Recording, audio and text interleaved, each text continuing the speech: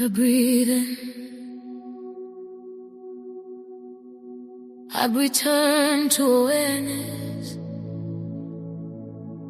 I remember who I am.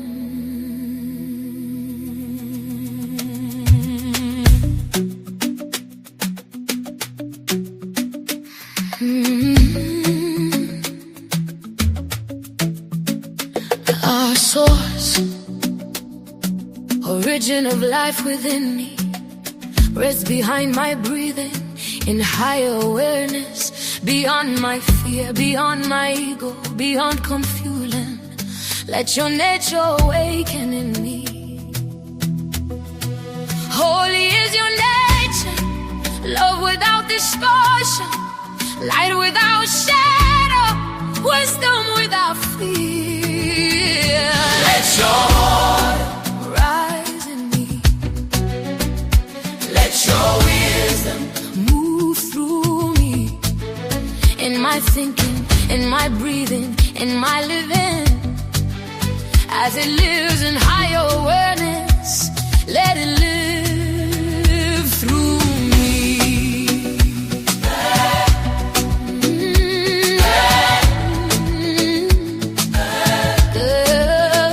Give me today the bread of clarity, the strength for this moment.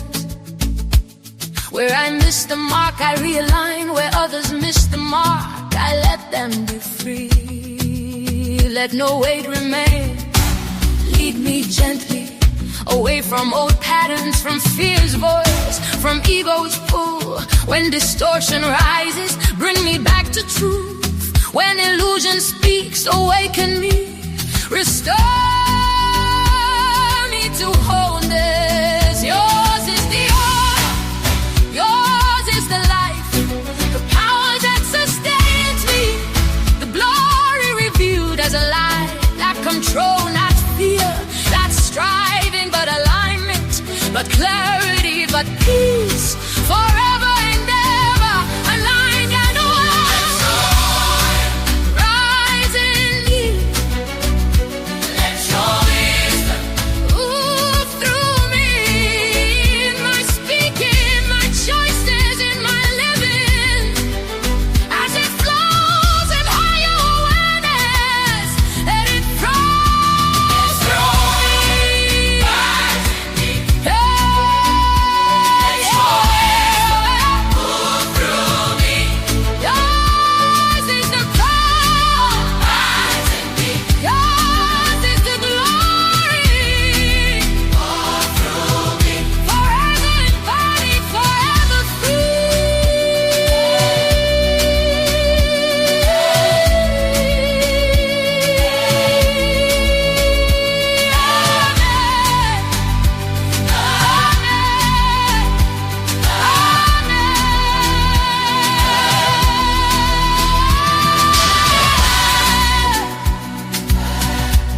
I breathe in,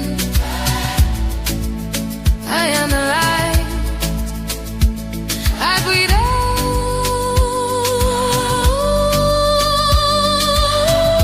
out, so it is.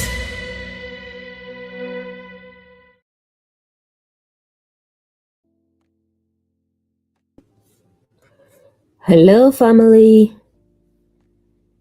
Good evening to you all.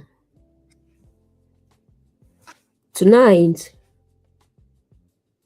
we are going to walk slowly through one of the most beautiful narratives in Scripture. A story that many people read quickly. But when we slow down and look closely, we begin to see that it carries a pattern that mirrors the journey of many human lives.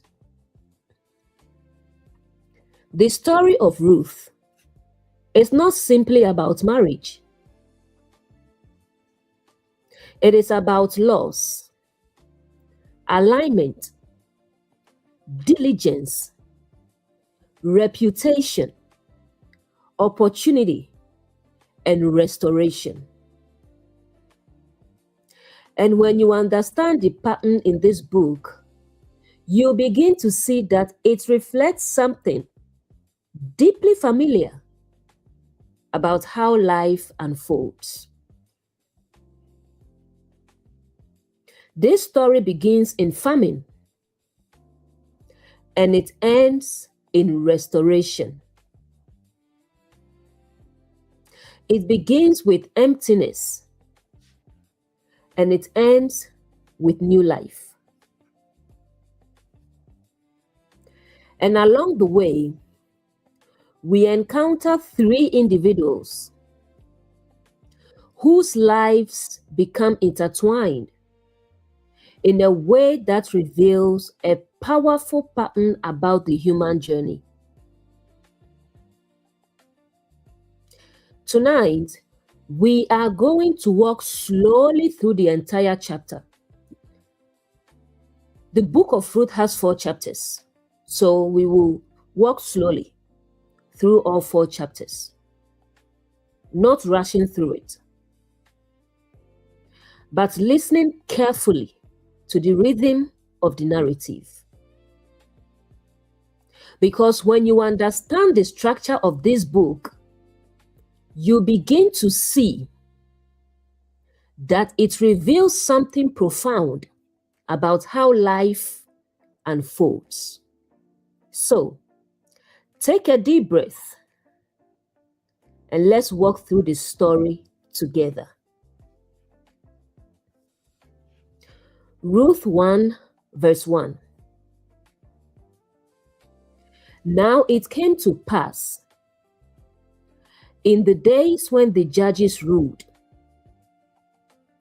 that there was a famine in the land. And a certain man of Bethlehem, Judah, went to sojourn in the country of Moab, he and his wife and his 2 sons. The story opens by saying it happened in the days when the judges ruled. The time of the judges was a chaotic period when everyone did what was right in their own eyes.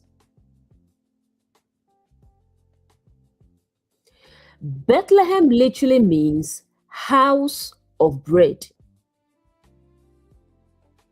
Yet the text says there was famine there. This creates an intentional paradox. The house of bread has no bread.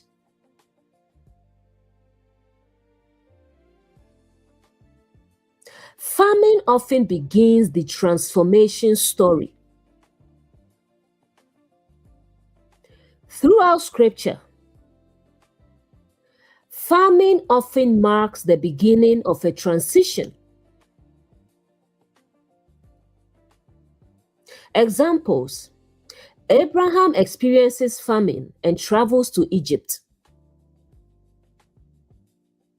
Joseph rises to prominence during famine. Elijah lives through famine during his prophetic ministry. Famine represents a moment when the old system stops working.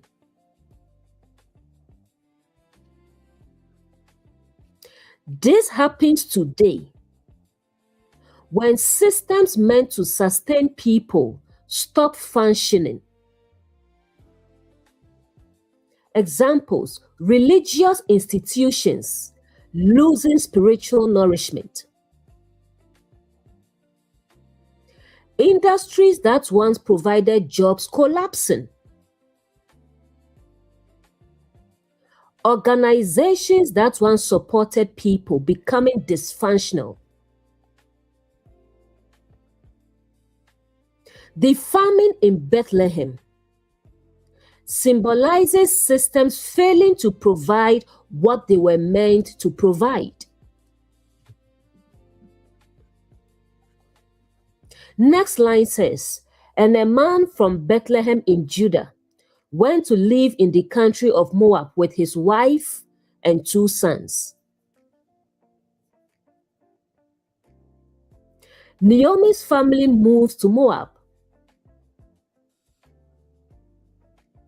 Moab is connected to the story of Lot and his daughters in the book of Genesis.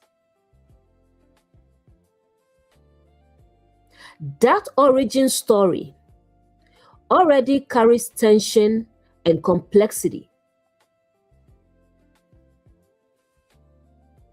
Symbolically, Moab represents a place outside the familiar structure of Israel.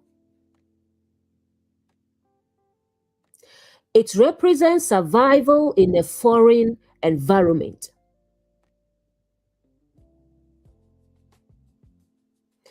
This mirrors situations where people must move outside their normal systems.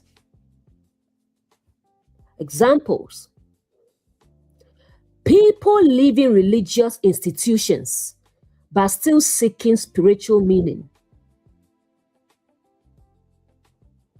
Migrating to another country for work. Leaving familiar institutions to survive. Entering unfamiliar industries or cultures. Moab becomes a complicated chapter in their lives where they experience loss. This reflects something important about transitions. When people leave systems that shape them, the next stage can feel uncertain. Some people lose community. They lose familiar identity. They feel disoriented for a time.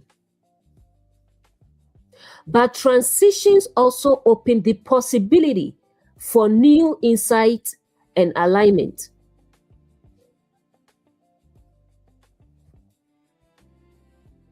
Ruth 1:2. The man's name was Elimelech, his wife Naomi, and his 2 sons Mahlon and Chilion. So the characters here: Elimelech, Naomi, Mahlon, and Chilion. Names in biblical narratives often highlight the roles individuals play in the story structure. The family unit represents a system of stability, but that stability is about to collapse. Ruth 1:3. And Elimelech, Naomi's husband, died, and she was left and her 2 sons. Death here represents collapse of a structure Naomi depended on. This is the beginning of her transformation. Modern examples.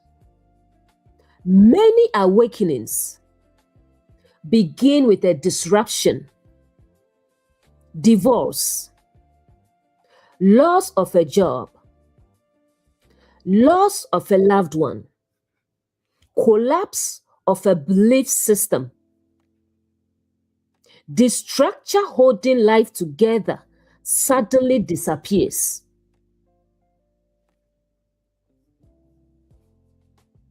Ruth 1:4. They took wives of the women of Moab. The name of the one was Orpah, and the name of the other Ruth, and they dwelt there about 10 years. At first glance, the 10 years might seem like a simple time reference. But when we compare it with the larger biblical pattern, the number 10 often appears when something reaches a structural completion before transition. The number 10 frequently marks a full measure or completed stage. For example, the 10 Commandments, that's moral structure established. The 10 Plagues, completion of the judgment cycle in Egypt. The 10 Virgins, a completed test before the bridegroom arrives. The 10 Elders, by the end of Ruth chapter 4. Legal witnesses, completing a transaction. So, 10 often signals that a process has reached its full measure. Notice what happens immediately after the 10-year period in Ruth. The story shifts dramatically. Naomi's sons die. This moment forces Naomi, Ruth, and Orpah into a major life transition. In other words, the 10 years mark the completion of a season before the story moves in a new direction. Modern relatable examples. We sometimes see similar cycles in life. People may spend about a decade in a career, many years in one city, a long season in a relationship or life stage. Then suddenly, circumstances shift and a new direction begins. The previous season was not random. It was part of a larger journey. Ruth 1:4 shows how the biblical narrative sometimes uses numbers, not only as chronological details, but also as markers, indicating the completion of a stage before transformation occurs. The 10 years in Moab close one chapter of Naomi's life and prepare the way for the return to Bethlehem, where the rest of the story unfolds.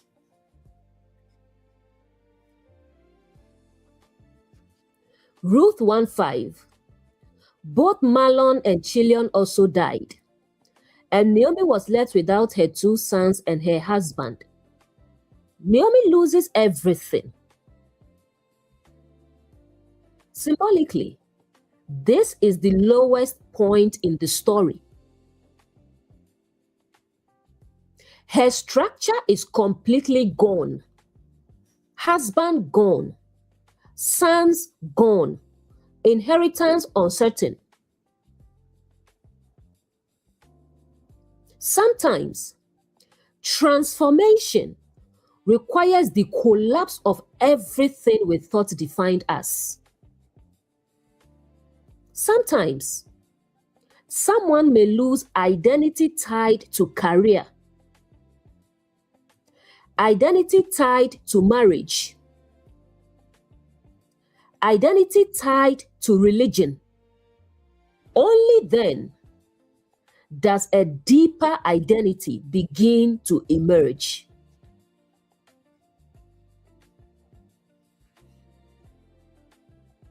Ruth 1:6. Then she arose with her daughters-in-law, that she might return from the country of Moab. For she had heard in the country of Moab how the Lord had visited his people in giving them bread.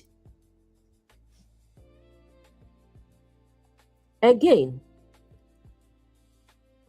Bethlehem means house of bread. Symbolically, bread represents spiritual nourishment. Remember, I am the bread of life. Spiritual nourishment.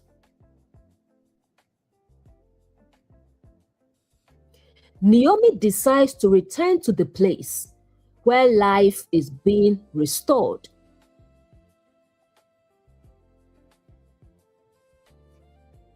The verse introduces a key theme: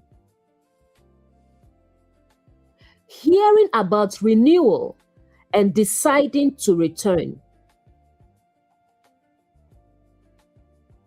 Naomi does not experience the restoration herself at first. She simply hears that something has changed. That news awakens the possibility of returning. Let's look at the role of hearing. Notice that the turning point in Ruth begins with hearing.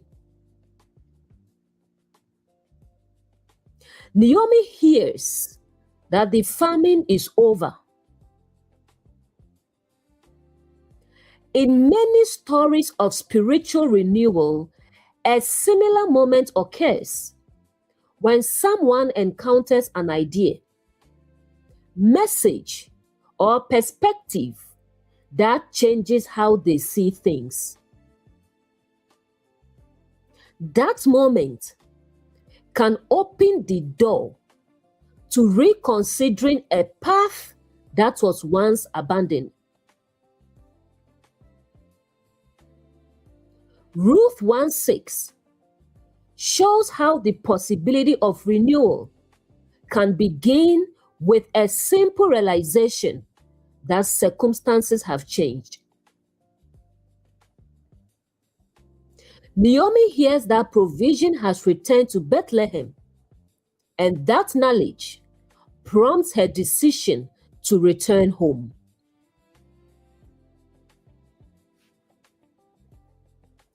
Ruth 1:7.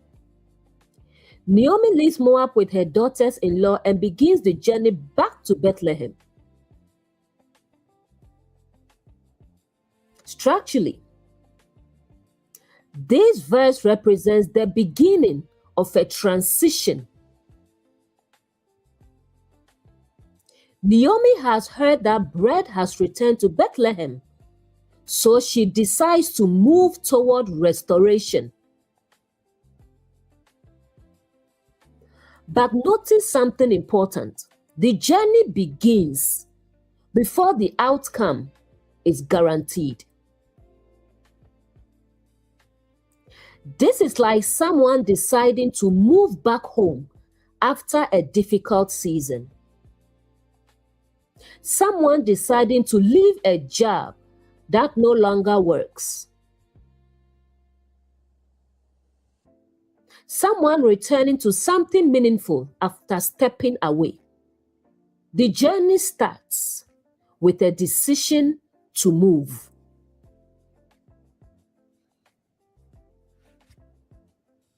Ruth 1:8.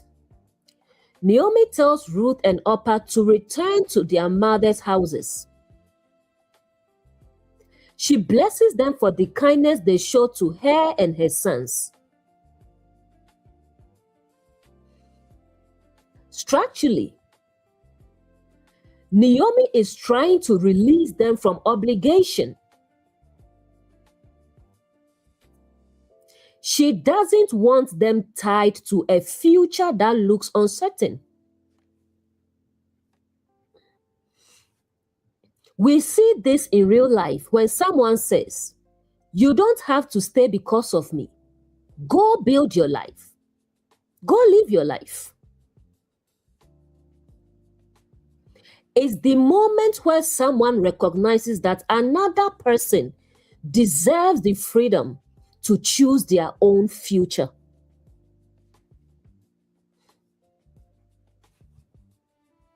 Ruth 1:9.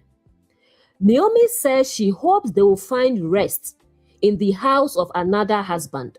Then they weep together.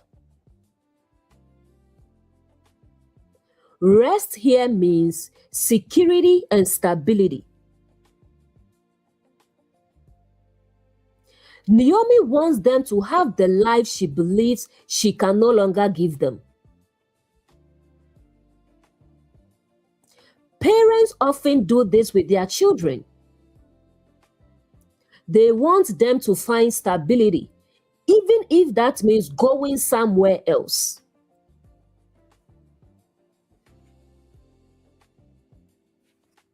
Ruth 1:10. Ruth and Orpah both respond, "We will return with you to your people." At this moment, both daughters-in-law appear committed. But the next verses reveal the difference between initial emotion and lasting decision.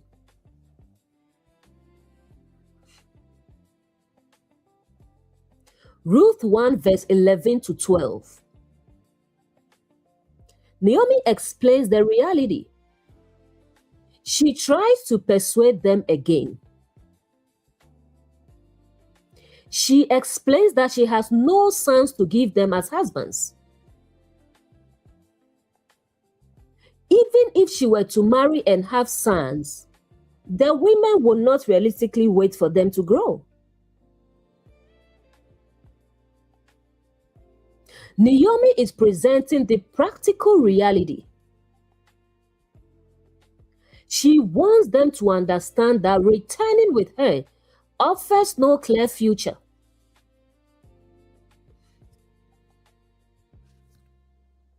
Ruth 1:13. Naomi says something very emotional. The hand of the Lord has gone out against me. She feels that life has turned against her. This moment reveals Naomi's internal state.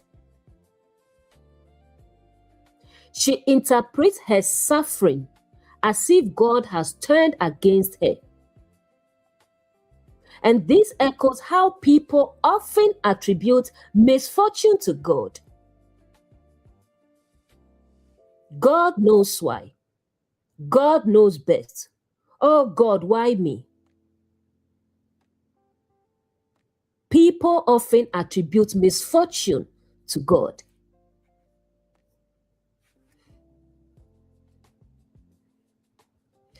These verses create the emotional tension of the chapter and prepares the stage for the next moment.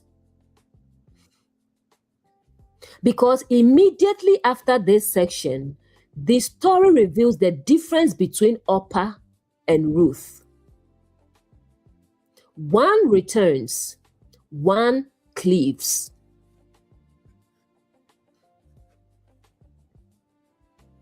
Ruth 1 verse 7 to 13 captures the tension between emotion and commitment during times of transition. Naomi's attempt to release her daughters-in-law reflects both her grief and her concern for their future.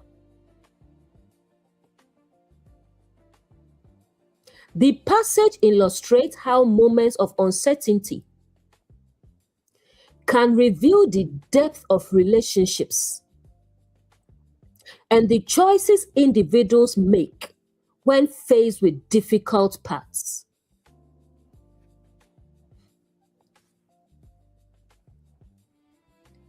Ruth 1 verse 14. And they lifted up their voice and wept again. And Orpah kissed her mother-in-law, but Ruth cleaved unto her.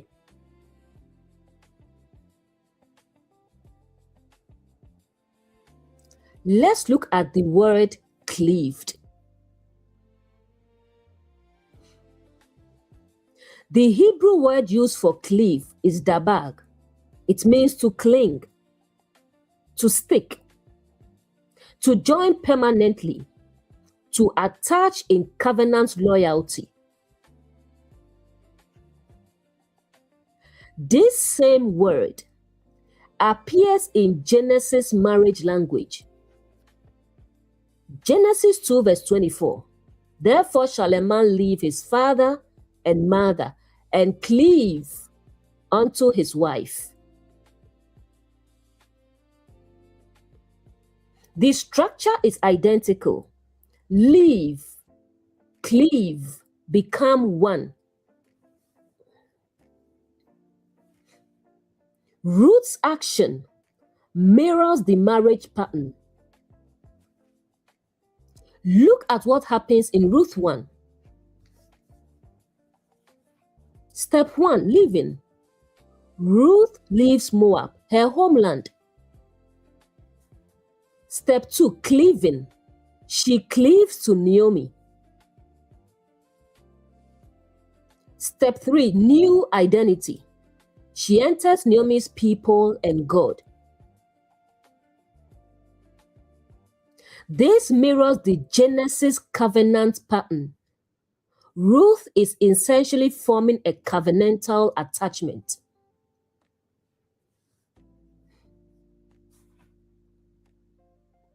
Why Orpah and Ruth are contrasted?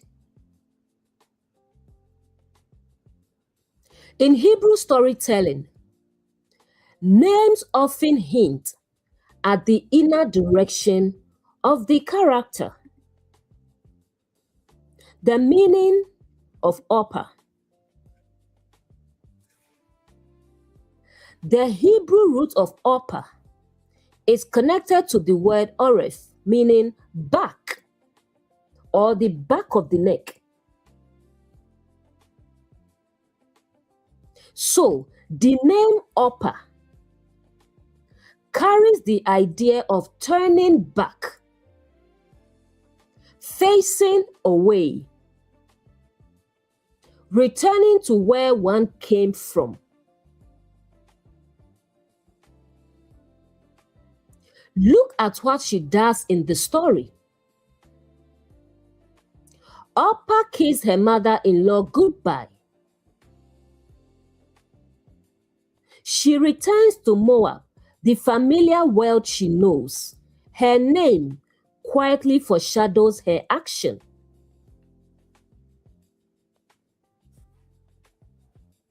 The meaning of Ruth.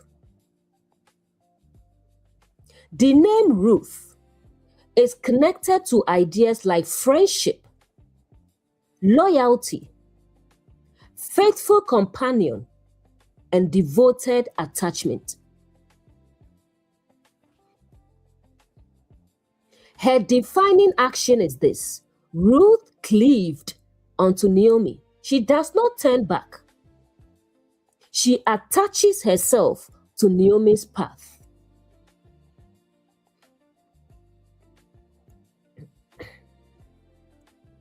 The story places these two women side by side because they represent two possible responses to a turning point.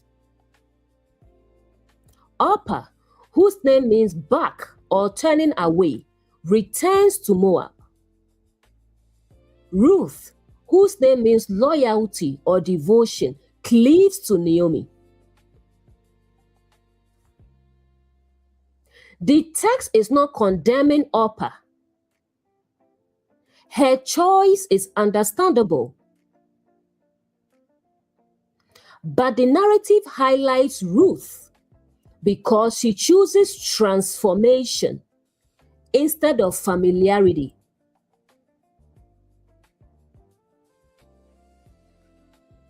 And notice something important in the scene. Both women cry, love Naomi, struggle with their decision.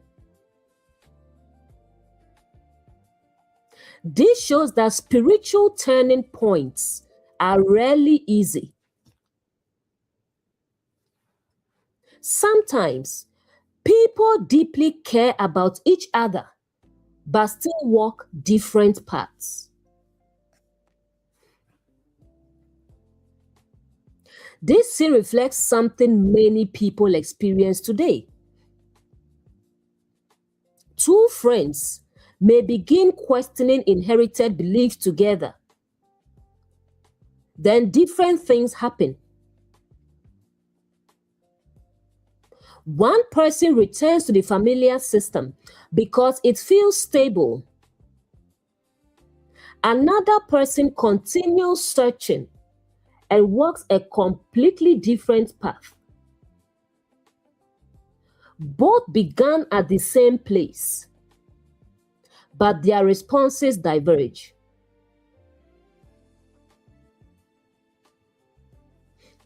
Why the story highlights Ruth?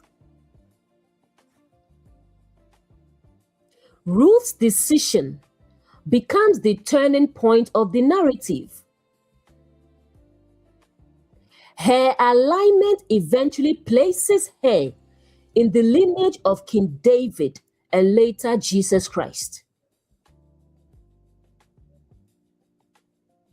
This is remarkable because Ruth is originally a Moabite outsider. Her story quietly shows that alignment can reshape a person's future.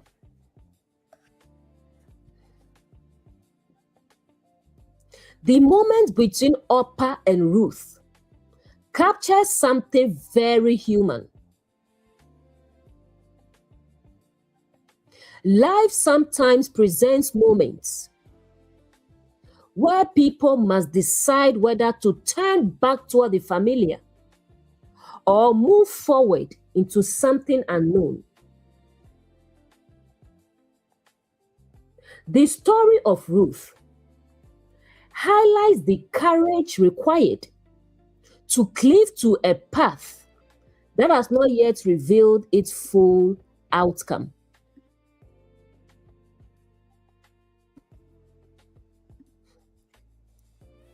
Ruth 1 verse 15. Naomi says to Ruth, "See, your sister-in-law has gone back to her people and to her gods. Return after your sister-in-law." This statement tells us something important about the world of this story. In the ancient world, people, groups, and their gods were closely connected.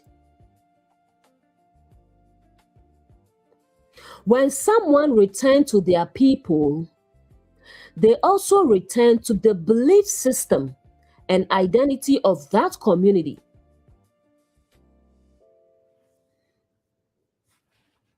Naomi understands that Orpah's decision is not just geographical, it is also spiritual and cultural alignment.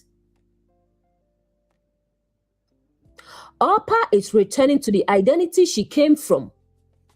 Ruth, however, will choose a different path.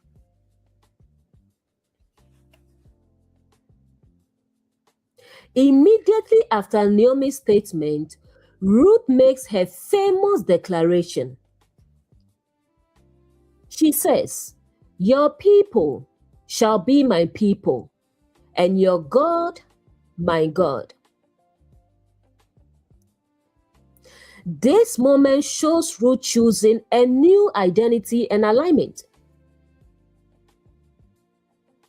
Her decision is not simply about traveling with Naomi.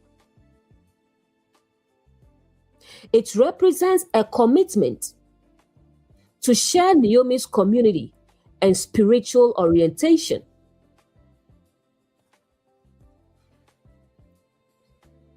Ruth 1:15 highlights how decisions about belonging and identity can shape a person's path. Naomi recognizes that returning to one's people often means returning to familiar beliefs and cultural practices. Ruth's response shows a willingness to adopt a new community and shared values, illustrating the role that commitment and loyalty play in shaping one's future.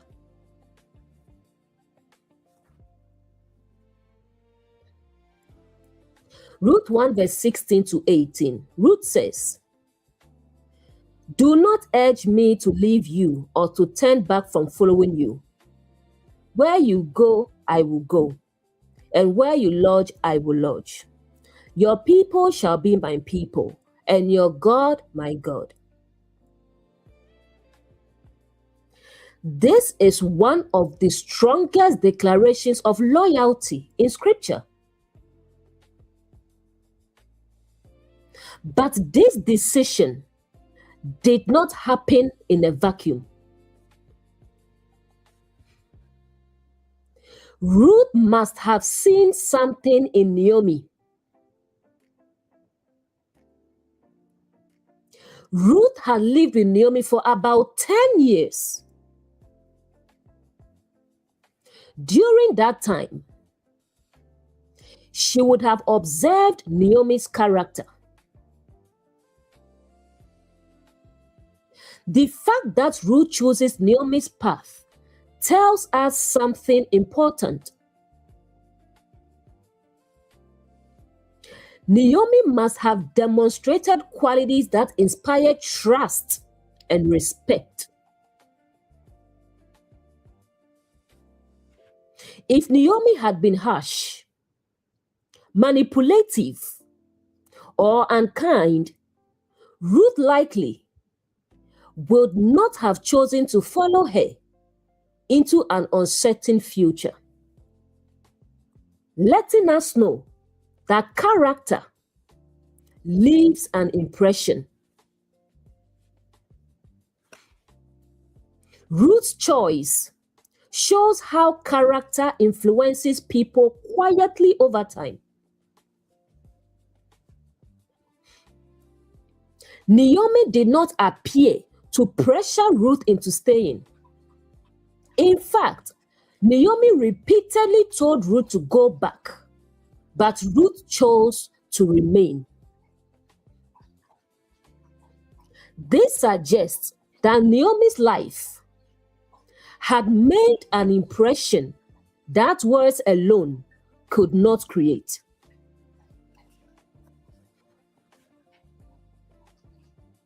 Ruth had observed Naomi's life closely. She would have seen how Naomi spoke, how Naomi treated people, how Naomi handled hardship, how Naomi lived out her faith. Something in Naomi's character must have left an impression strong enough for Ruth to say, "Your people shall be my people, and your God, my God."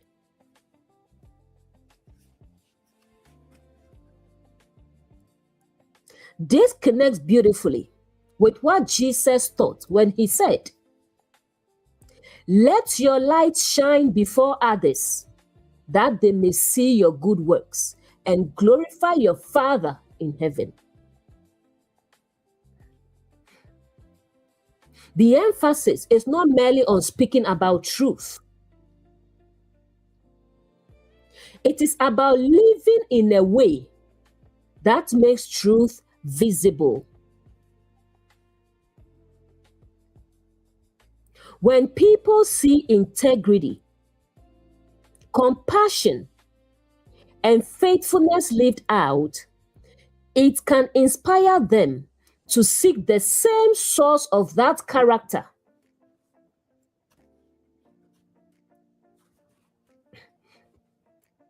This also mirrors what James later writes: be doers of the word and not hearers only.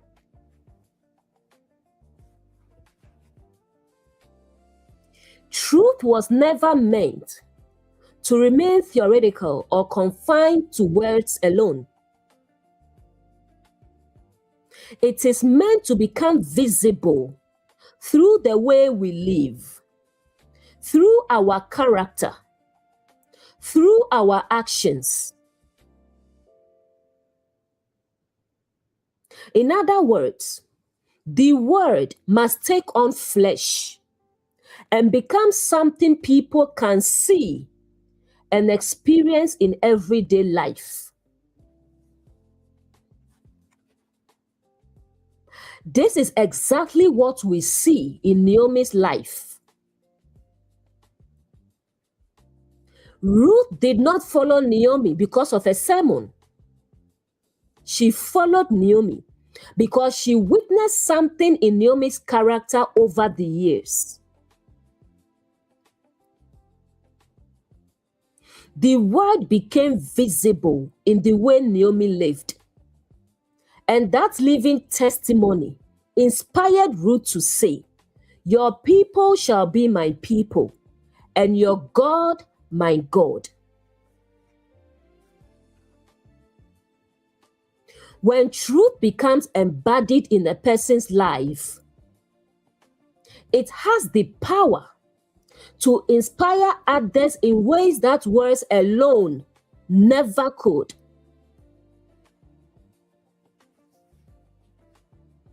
Naomi may not have realized it, but her life became a living testimony.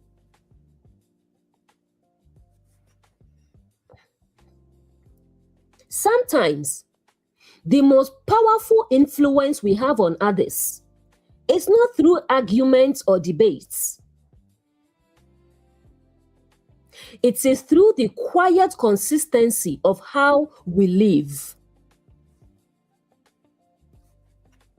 People notice kindness, integrity, humility, perseverance during hardship.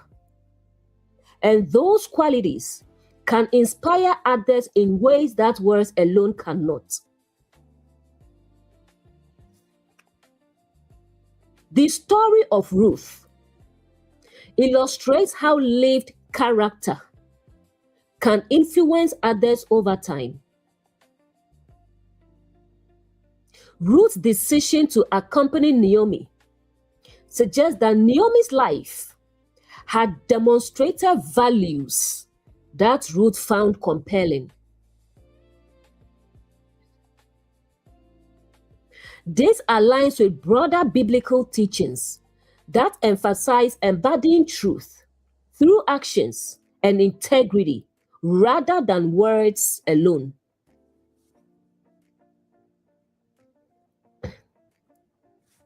Modern relatable examples. We see similar situations in everyday life. Sometimes, people are influenced not by speeches or arguments, but by the way someone lives. For example, an employee chooses to follow a mentor because of their integrity. A student admires a teacher's character and adopts their values. Someone joins a community because of the kindness they experience there. Character often speaks louder than instruction.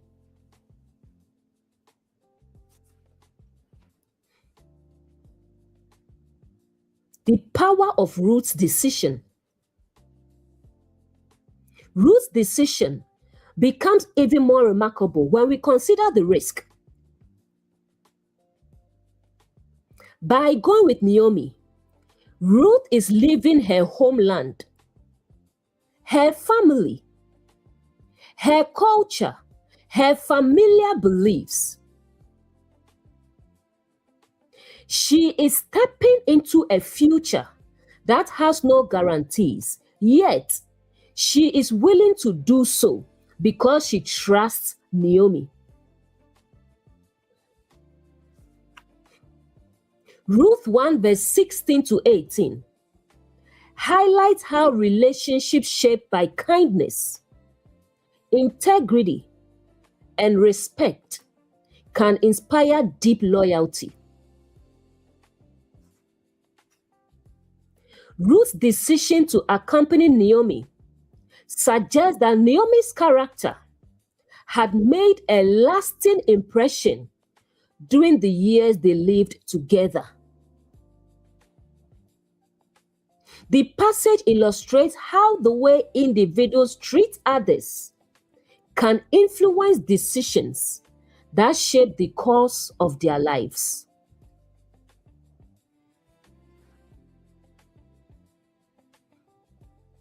Let's take a closer look at Ruth's statement, the vow she made. Ruth says, "Where you go, I will go. Where you lodge, I will lodge. Your people shall be my people, and your God my God." This is structured like a series of covenant pledges, and each line moves deeper into commitment. The 4 layers of Ruth's commitment. 1, movement. Where you go, I will go. Ruth commits to Naomi's direction in life. She is saying she will share Naomi's journey. 2, dwelling. Where you lodge, I will lodge. Now the commitment becomes more personal. She is not only traveling with Naomi, she will share Naomi's living conditions, whatever they may be. 3, community. Your people shall be my people. Ruth commits to Naomi's community and identity. She is leaving her own people behind. 4, faith. Your God will be my God. This is the deepest level. Ruth aligns herself with Naomi's spiritual identity. The final oath. Ruth then adds something even stronger. May the Lord deal with me, be it ever so severely, if anything but death separates you and me. This is classic ancient oath language. She invokes God as witness to her commitment. Why this is so remarkable? For Ruth to make such a vow means something important must have happened during the 10 years she lived with Naomi. Ruth must have observed Naomi's life closely. She would have seen how Naomi treated people, how Naomi handled hardship, how Naomi related to God, how Naomi lived her values.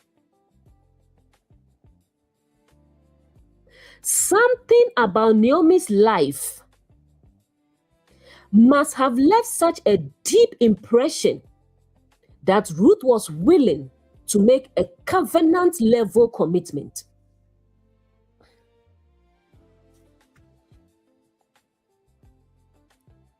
Ruth's oath shows us something powerful.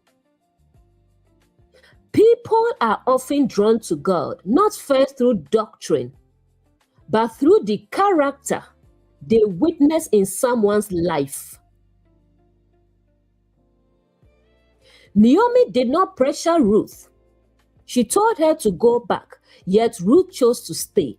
That tells us Naomi's life had already spoken loudly. The next verse says, Naomi stopped urging Ruth. She recognized that Ruth's decision was firm. This was not emotional impulse. It was a deeply considered commitment. Sometimes, the most powerful testimony is not what we say about faith. It is how we live when life becomes difficult. Naomi had experienced famine, displacement, the loss of her husband, the loss of her sons. Yet, something in her life still reflected a character that Ruth trusted.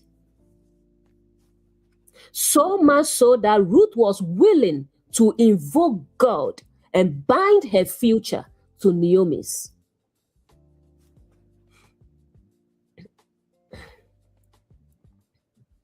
This covenant moment becomes the turning point of the story,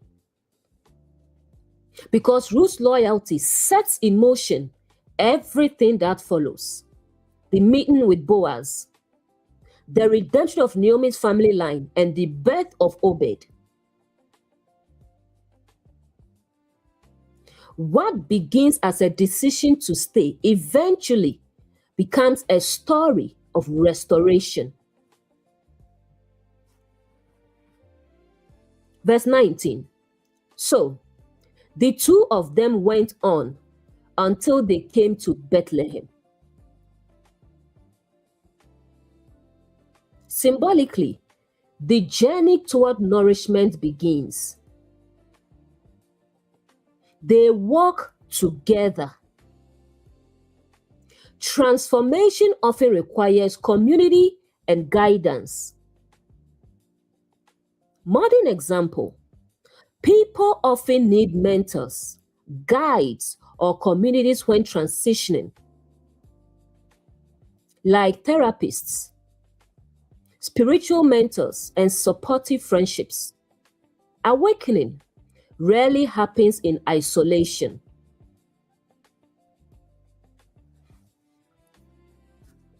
Ruth 1:20, Naomi says, "Do not call me Naomi, call me Mara, for the Almighty has dealt very bitterly with me." When Naomi returns to Bethlehem, the women recognize her and ask if it is really Naomi. But she immediately responds by renaming herself. Her original name, Naomi, means pleasant. She now asks to be called Mara, which means bitter. People do this after trauma, defining themselves by failure, defining themselves by loss, believing their identity has changed permanently. When people go through deep loss, they sometimes reinterpret their entire life through the lens of that pain. They may say things like, "Life has turned against me. Nothing good ever happens to me. God knows why this happened."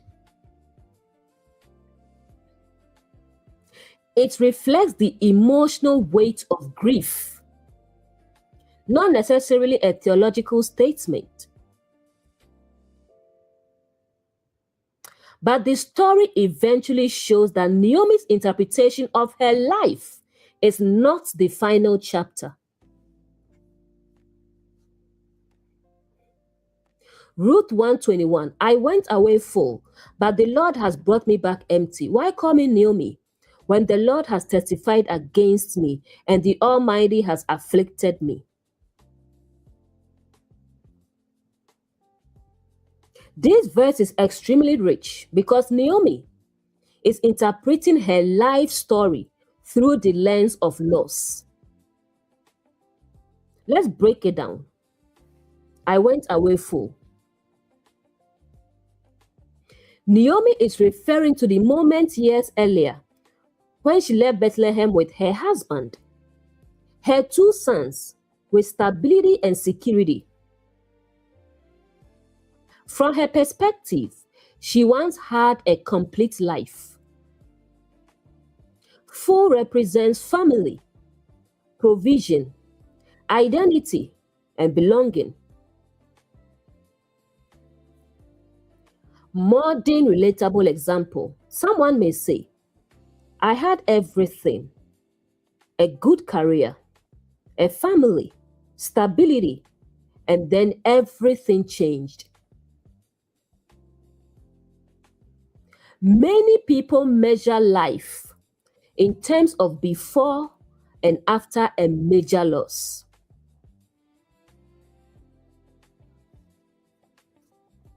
But the Lord has brought me back empty. Naomi returns to Bethlehem with no husband, no sons, and financial vulnerability.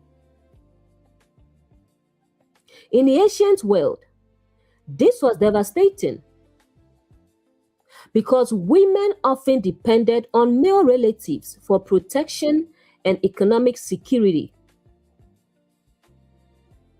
So, when Naomi says empty, she means her life structure has collapsed.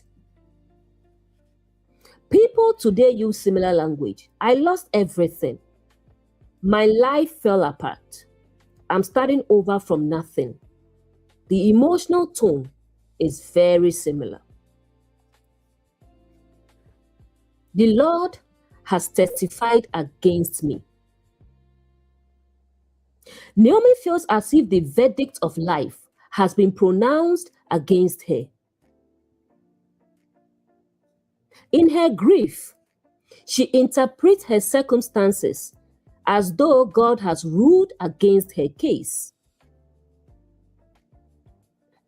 This is a powerful moment because it shows how suffering can feel personal and accusatory. People often say, why is this happening to me? What did I do to deserve this? When life collapses, people naturally search for reasons.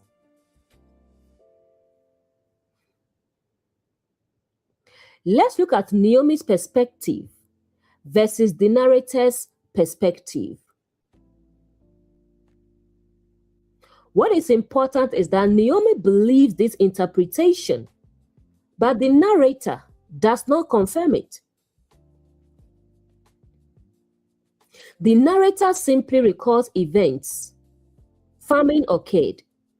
People moved. Deaths happened. Naomi interprets those events as divine judgment. But the story later shows that her life is not over. The story is quietly preparing a reversal. Immediately after Naomi speaks these words, the narrator tells us something subtle but crucial. They arrive in Bethlehem at the beginning of the barley harvest.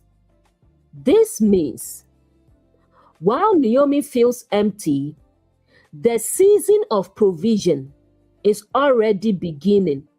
The reader knows something Naomi cannot yet see.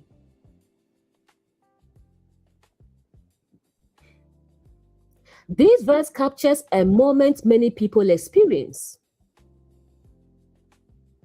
Sometimes life goes through seasons where it feels like everything that once defined you is gone. The future feels uncertain. The past feels fuller than the present. Naomi is standing in the middle of that emotional valley. The hidden irony. Naomi says, I came back empty. But standing beside her is Ruth. The reader can already see something Naomi cannot yet recognize. She is not truly empty. The person who will become the key to her restoration is walking beside her.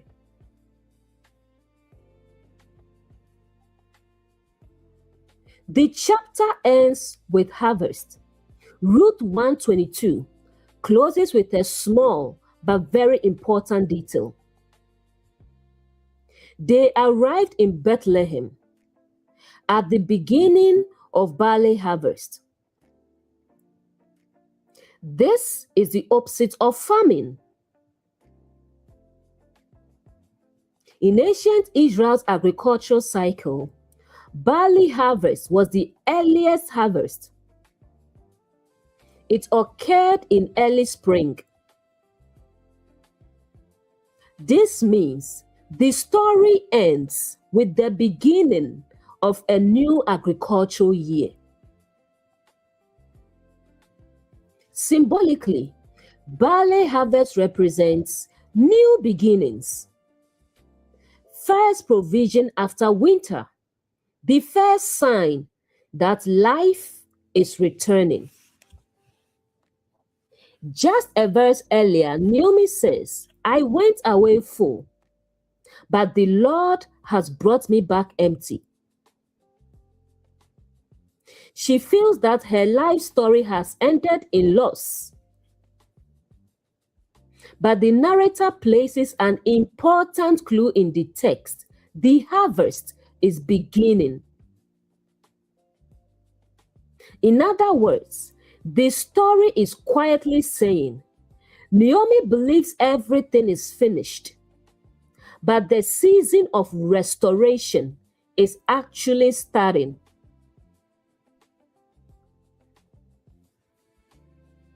Barley harvest connects to Passover. Barley harvest happened around the time of Passover. Passover commemorates the liberation of Israel from Egypt. So, barley harvest was associated with deliverance, transition, and the beginning of freedom. This adds another layer to the story. Ruth and Naomi are stepping into a new chapter of life.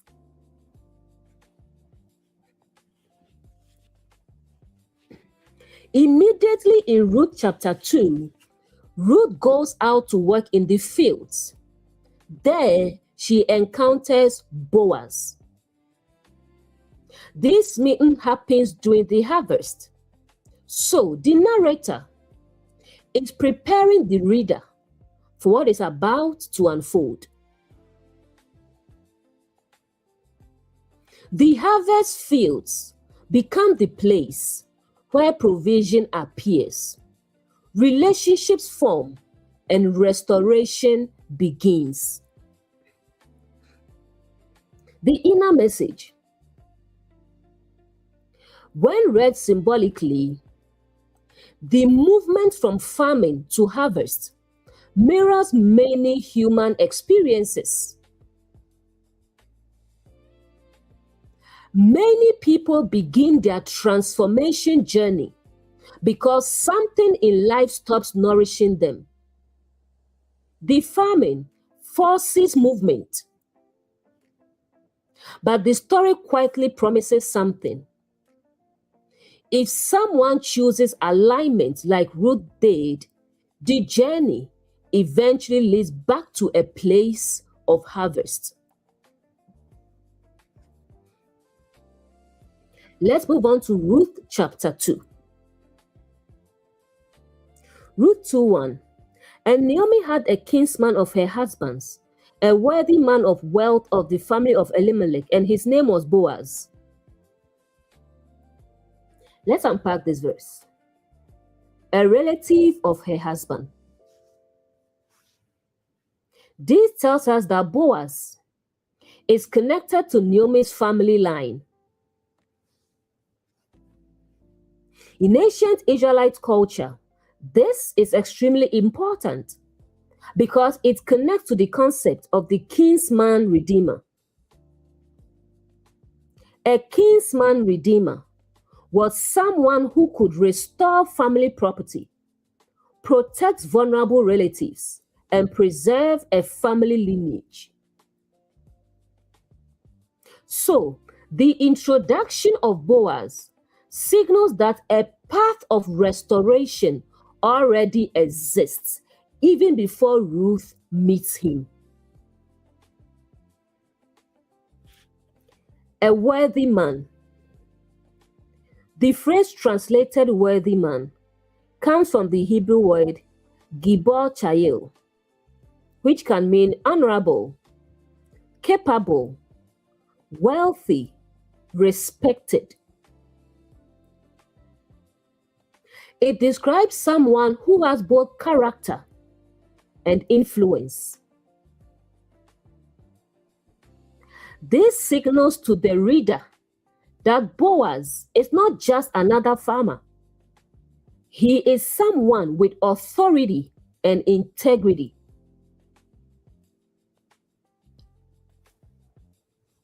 The narrative is introducing the solution. What's interesting about this verse is that Naomi doesn't mention Boaz yet in the story. The narrator introduces him to the reader first. This creates a literary effect. The reader knows help exists, even though the characters do not yet realize it.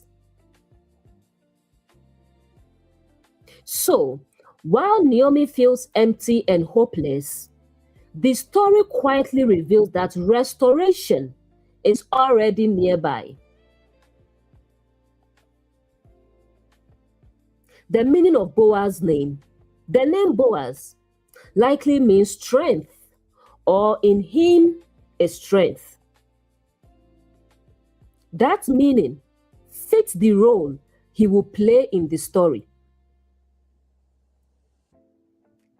He becomes the person through whom protection comes, provision comes, and family restoration happens.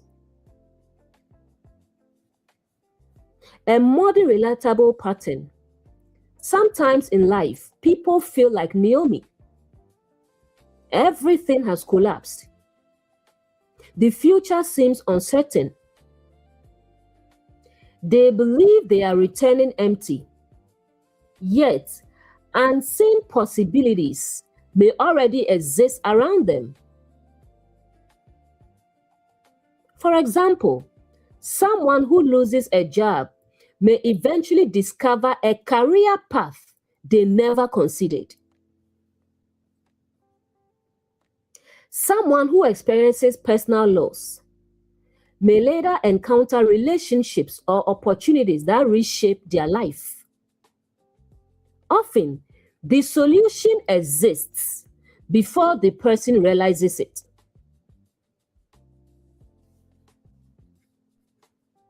Why Boaz is introduced before Ruth meets him. This is a storytelling technique. The author lets the audience know something important is about to happen.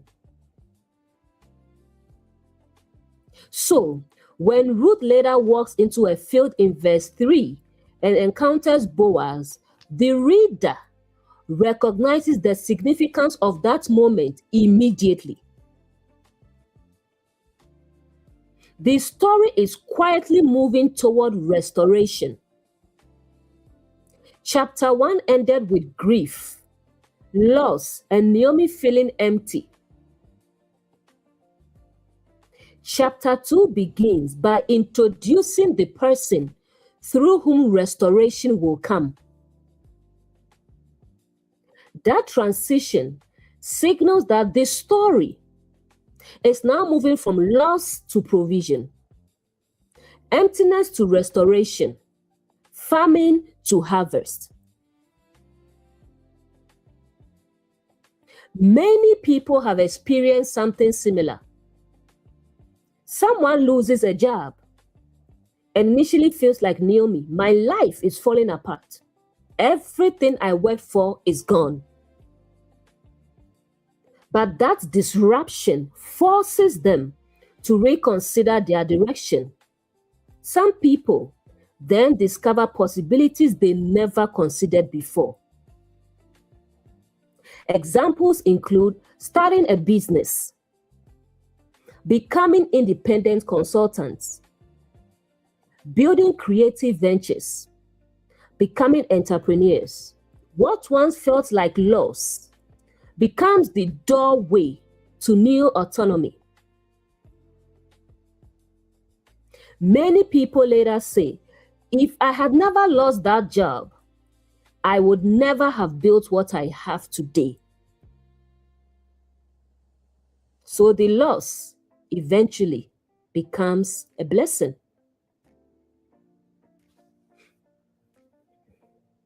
Ruth 2 verse 2. And Ruth the Moabite said unto Naomi, let me now go to the field and glean ears of grain, after him in whose sight I shall find grace. And she said unto her, go, my daughter. After the losses in chapter 1, Ruth takes action. She says she will go into the fields to glean. That moment represents engaging with whatever opportunities are available, even if they seem small at first. Many people today experience something similar when they explore new career paths, learn new skills, start small projects that grow into something bigger. When Ruth says she will go into the field to glean, she is entering a space where possibilities exist, even though nothing is guaranteed. She does not know whose field she will enter, whether she will be welcomed, whether she will find enough grain, but she goes anyway. This verse mirrors situations many people face today.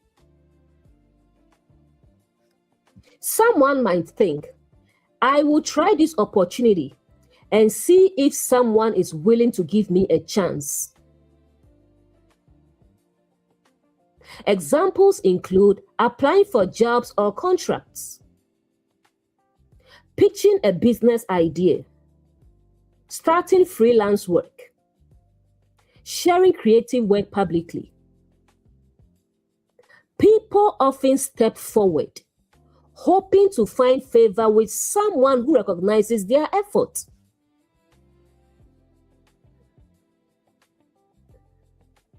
The practice of gleaning. Gleaning was a social practice in ancient Israel. Farmers would leave some grain in the field so the poor, widows, and foreigners could gather what remained. This system allowed vulnerable people to work for provision while maintaining dignity. Ruth, as a foreign widow, qualifies for this, but she still has to go out and gather it. This shows something important. Provision often requires participation and effort. Naomi's simple response. Naomi tells her, go, my daughter. This shows trust. Naomi allows Ruth to step forward into the field of opportunity. It also reflects something important. Sometimes encouragement is simple, just giving someone permission to try.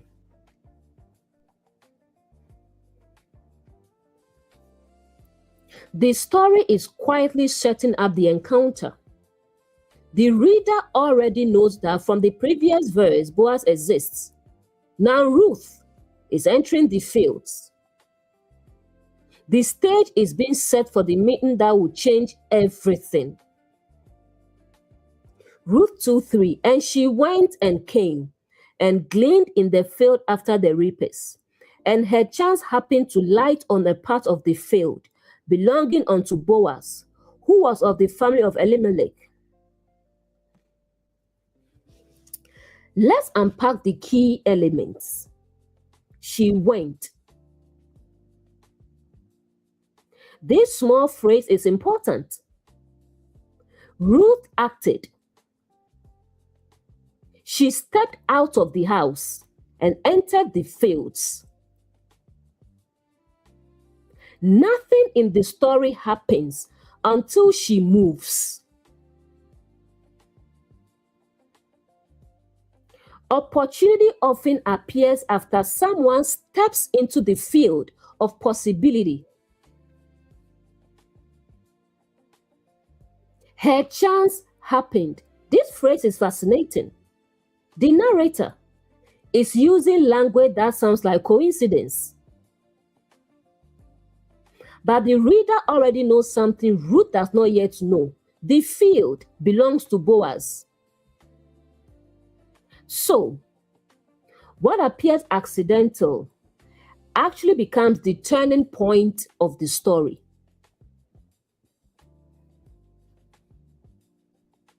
The field of Boaz. Boaz has already been introduced in the previous verse as a relative of Naomi's husband and a man of standing.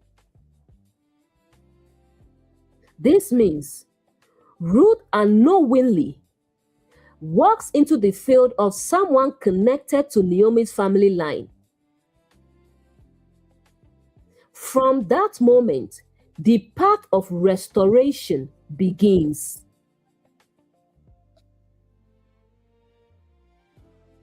Many moments in life feel like Ruth entering the field. Someone might say, I randomly applied to that job.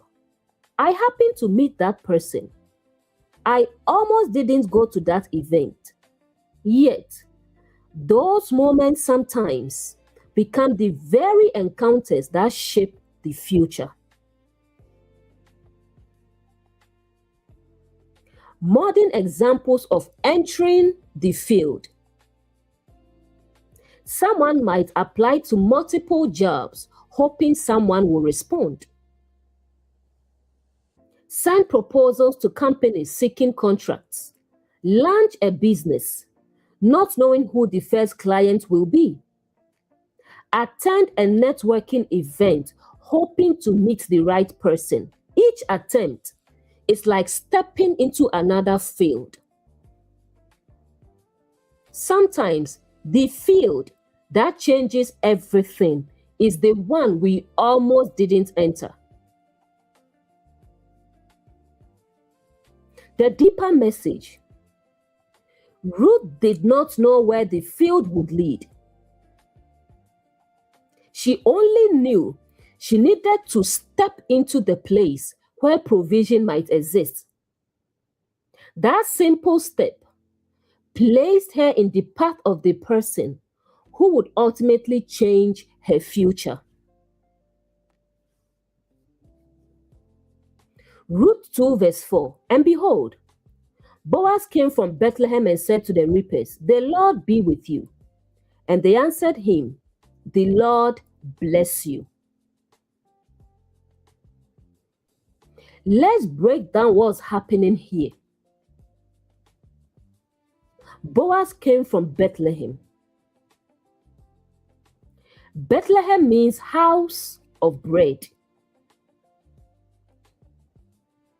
This reminds the reader that Boaz is rooted in the same place Naomi returned to when the famine ended. The story continues, reinforcing the theme that provision is now flowing again in Bethlehem. Boaz greets his workers. The first thing we see Boaz do is greet the workers in the field. The Lord be with you. This shows something about his leadership style. He acknowledges the people working for him and blesses them. The workers respond with, "The Lord bless you." This mutual exchange shows respect and goodwill between the owner and the workers. The verse paints a picture of a healthy workplace culture. Boaz greets his employees with blessing. The workers respond warmly. This suggests an atmosphere where workers are respected. Leadership is approachable, and people acknowledge one another. In modern life, many people recognize how much leadership affects a work environment. Some workplaces feel hostile, stressful, and impersonal, but others feel supportive because leaders create a culture of respect. For example, a good leader may greet their team warmly, show appreciation, and treat employees as people rather than just labor. Boaz's greeting gives us a glimpse of that kind of leadership.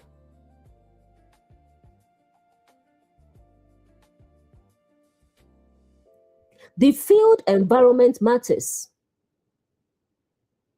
This verse tells us something subtle but important.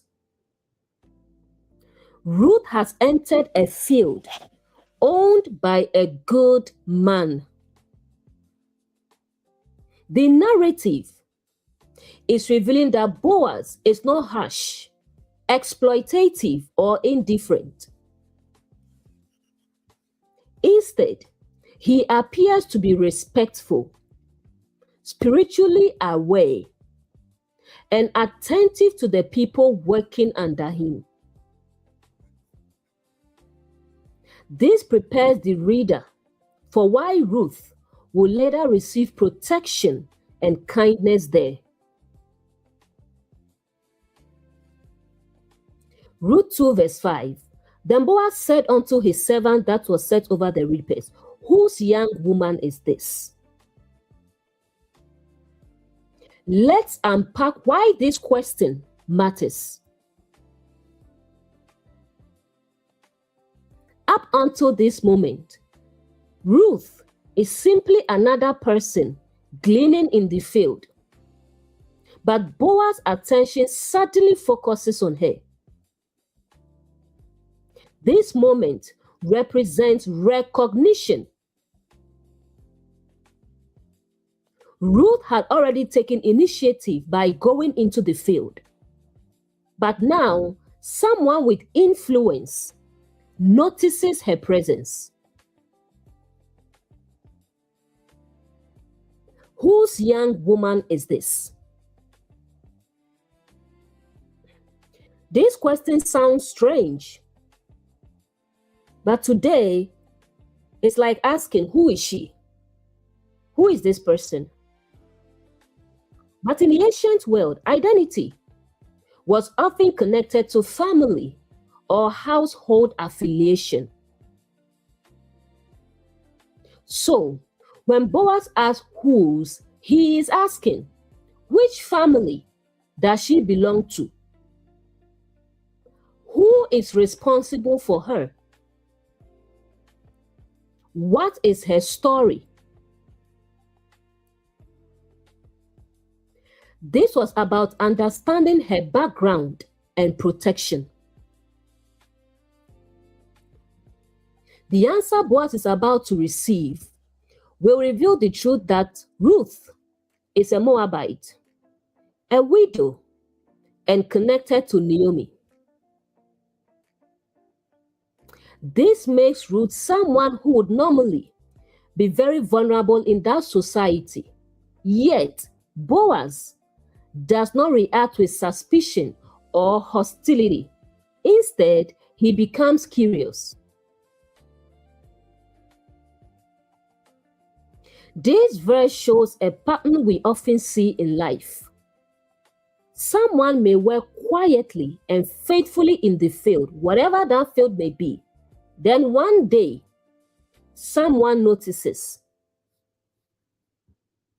Examples today might include a hiring manager noticing an applicant's potential, a client noticing someone's work, a mentor recognizing dedication, a business owner seeing someone's effort. Opportunity often begins with someone noticing what you are doing.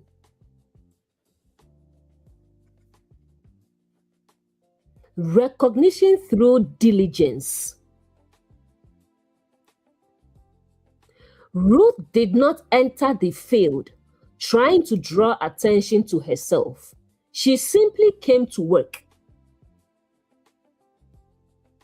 She was gathering grain quietly with the other workers. But her diligence made her stand out enough to be noticed. Sometimes, consistent efforts naturally attract recognition. This happens often in modern work environments. Someone may consistently do their work with excellence, show dedication and reliability, help others, stay focused even when the work is difficult. Over time, people begin to notice. A manager may say something similar to Boaz's question, who is that employee? Who handled this project? Who did this work so well? Recognition often begins with someone simply asking, who did that? Another example, a volunteer who consistently helps others.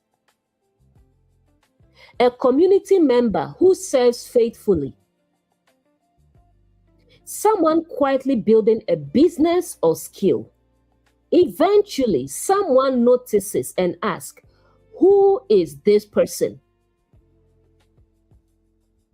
Recognition often begins with curiosity about someone whose actions stand out. Ruth's situation shows that recognition does not always come from self-promotion. Sometimes it comes from diligence, character, and perseverance. The servant will soon explain to Boaz that Ruth has been working steadily since morning. That detail shows that what made her noticeable was her consistent effort.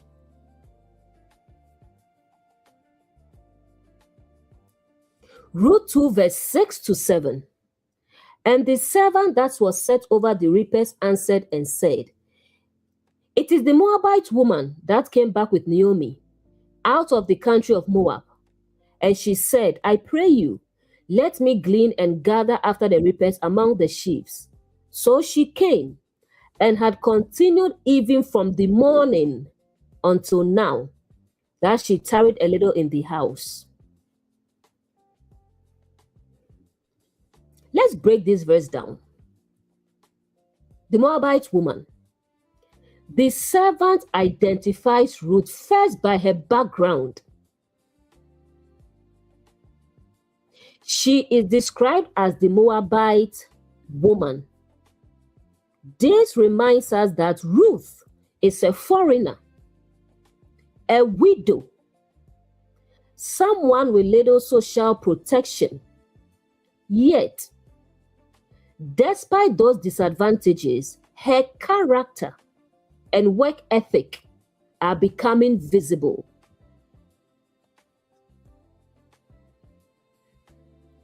Ruth asked permission. The servant explains that Ruth approached respectfully and asked, "Let me glean." She did not assume entitlement. She approached with humility.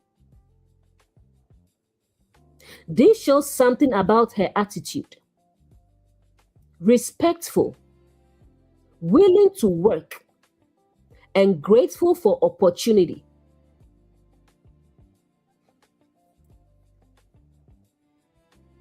She continued from morning until now. This is the key phrase. The servant tells Boaz that Ruth has been working since morning.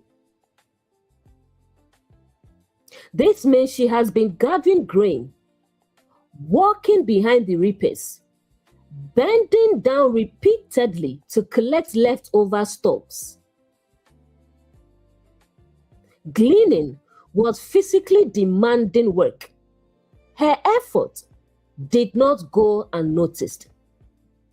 Now we understand why Boaz asked, "Whose young woman is this?" Ruth stood out because she arrived early. She worked continuously. She showed determination. Her diligence made her visible.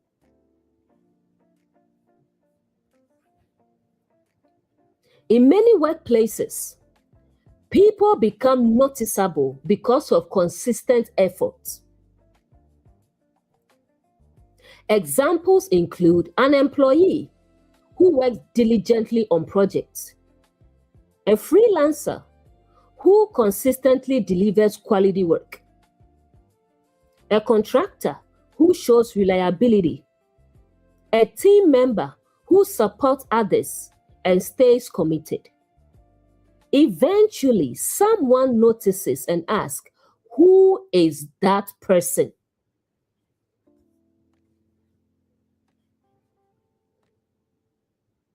Effort often precedes opportunity. One interesting pattern in the story is that Ruth's opportunity with Boaz did not begin with a request for favor. It began with work. Her diligence created the moment where Boaz became curious about her. This shows a pattern we often see in life. Recognition often follows consistent effort over time.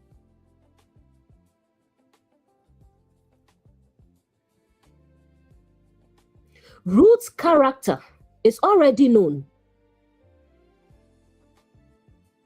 The servant also mentions that Ruth came back with Naomi.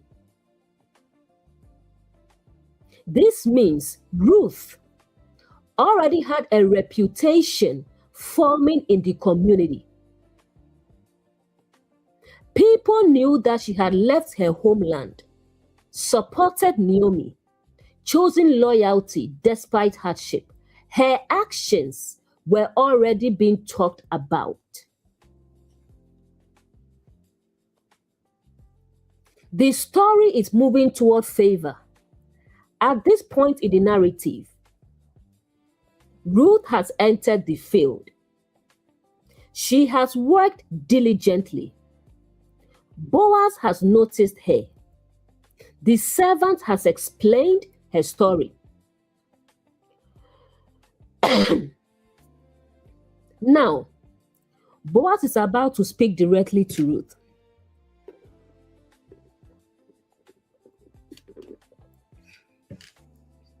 And his response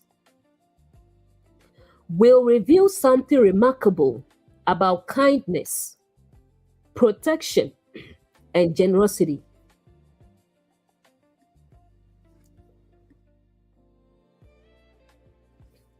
Ruth 2, verse 8.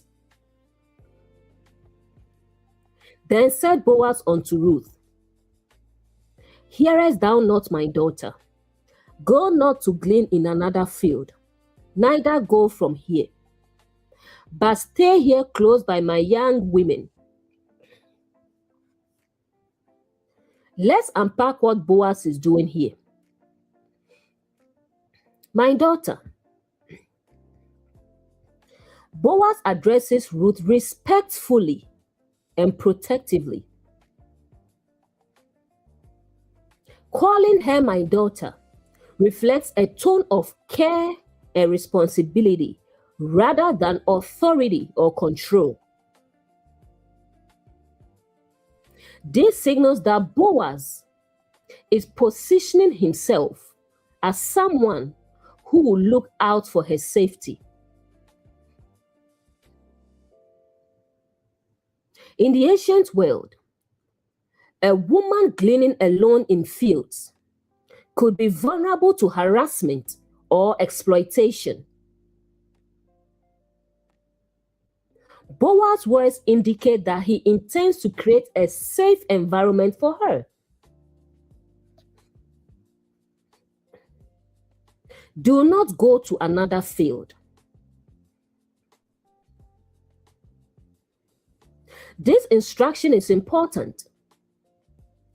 Boaz is telling Ruth she does not need to search elsewhere.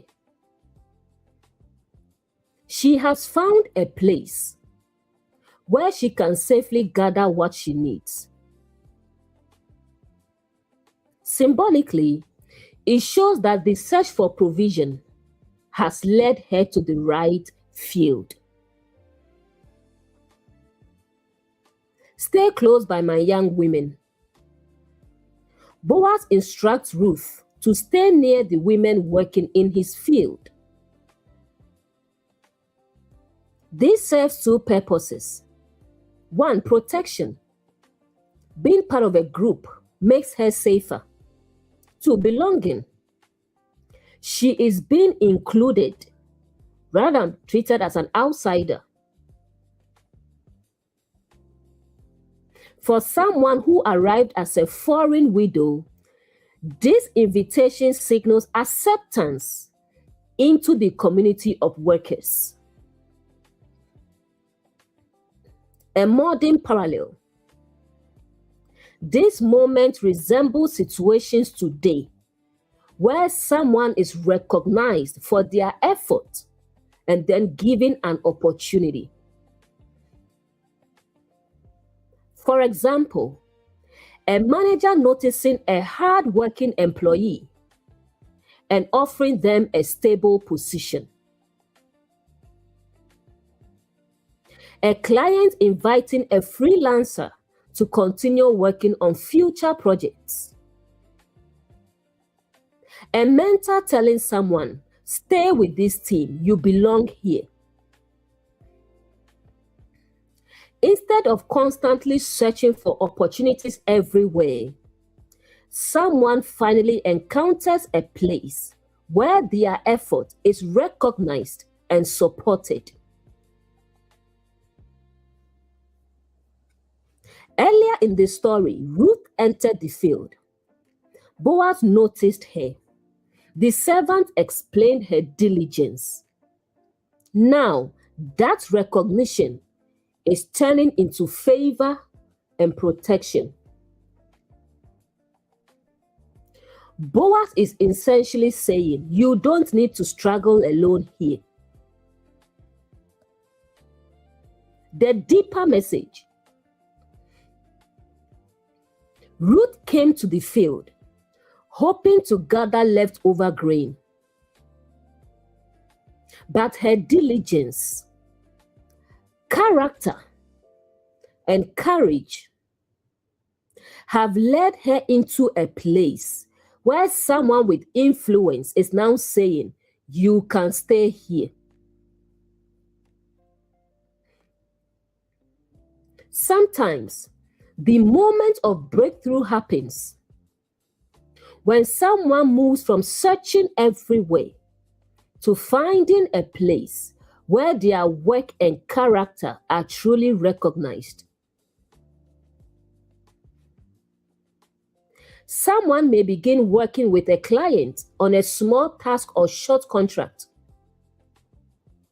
After observing their reliability, the client might say something like, "I like your work ethic. You are dependable. I want to keep working with you." Suddenly, the relationship becomes ongoing rather than temporary. This is very similar to Boaz telling Ruth to remain in his field. Another example, someone might start as a part-time employee, a contractor, an intern, or a temporary staff member.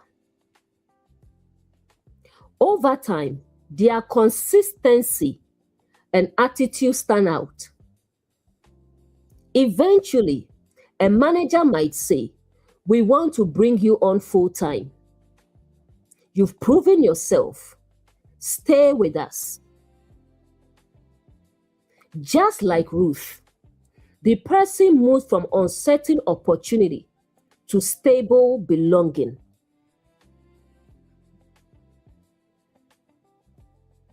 Why this happens? Recognition like this usually comes from observable traits such as diligence, reliability, humility, willingness to work, and respect toward others. In this story, the servant tells Boaz that Ruth has worked from morning until now with very little rest. Her character made her noticeable.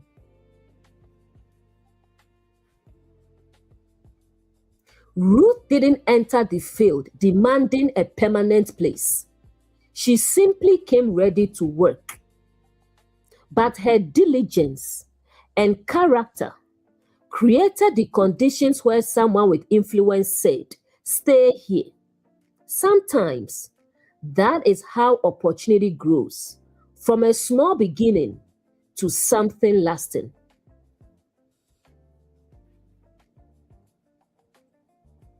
Ruth 2:9, "Let your eyes be on the field that they are reaping and go after them. Have I not charged the young men not to touch you? When you are thirsty, go to the vessels and drink from what the young men have drawn." Let's unpack the verse. Keep your eyes on the field. Boaz tells Ruth to stay focused on the work happening in his field. This is both practical and symbolic. Practically, he is saying, you can continue gleaning safely here. Symbolically, it reflects the idea of staying where opportunity and provision are flowing. Ruth does not need to wander searching everywhere anymore. "I have commanded the young men not to touch you." This statement is very significant. In the ancient agricultural setting, a vulnerable foreign woman working alone could face harassment or danger. Boaz uses his authority to establish clear protection for Ruth.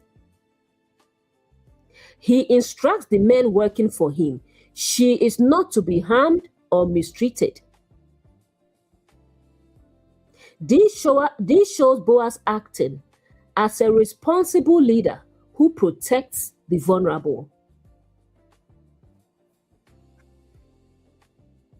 Drink from the vessels. Normally, someone gleaning in the field will not have access to the water drawn by the workers. That water was prepared by laborers for those employed in the harvest. By telling Ruth she can drink from it, Boaz extends a privilege that normally belonged only to workers in the field. This gesture gives Ruth dignity and inclusion. When Ruth entered the field, she was a foreigner, a widow, someone gathering leftovers. But through Boaz's actions, she is now treated almost like a member of the working group. A modern parallel. Sometimes someone begins in a very small or uncertain position. For example, a freelancer starting with a small project, a temporary worker joining a company, someone volunteering or assisting on a team. After observing their dedication, a leader might say, "You are part of the team now. We will take care of you." This may look like offering stable work, including them in resources and support, ensuring they are treated with respect. This verse also reveals something about Boaz's leadership style. He uses his authority not for personal advantage, but to create a safe and fair environment. He protects someone who is vulnerable and gives her access to resources. Notice how quickly Ruth's situation is changing. Only a short time earlier, she was saying, "I will go to the field and see where I might find grace." Now, she has found protection, provision, and belonging. The field that began as a place of survival is becoming a place of restoration. Ruth 2 verse 10, then she fell on her face, bowed to the ground, and said to him, "Why have I found favor in your eyes, that you should take notice of me, since I am a foreigner?"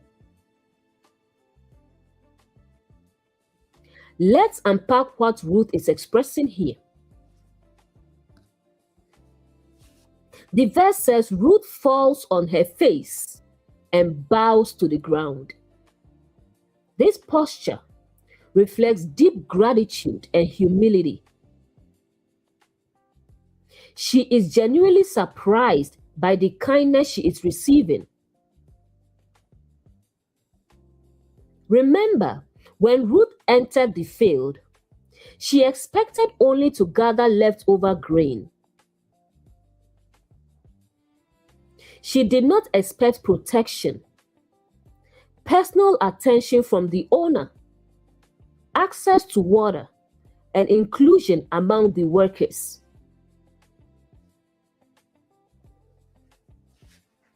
Why have I found favor? Ruth recognizes that what she is experiencing is favor. Favor here means kindness, generosity, unexpected opportunity. She is acknowledging that Boaz's treatment of her goes beyond what she expected. Since I am a foreigner, Ruth calls attention to her status as an outsider. She's a Moabite, not an Israelite. In that cultural setting, foreigners often had limited protection and fewer social privileges. So, Ruth is essentially saying, I know I don't belong here. Why are you treating me with such kindness? She falling on her face and bowing to the ground. Imagine someone who has been searching for work for months. They attend interviews, send applications, and face uncertainty. Then suddenly, someone calls and says, you got the job. Many people respond with overwhelming gratitude. They might say things like, thank you so much. God bless you. I promise I won't disappoint you. I'm really grateful for this opportunity. Some people even become emotional because the moment represents relief, hope, and a new beginning. Ruth likely felt something similar. Remember her situation. She was a foreign widow. She had very little security. She was simply hoping to gather leftover grain. Instead, she receives protection, provision, and kindness from the owner of the field.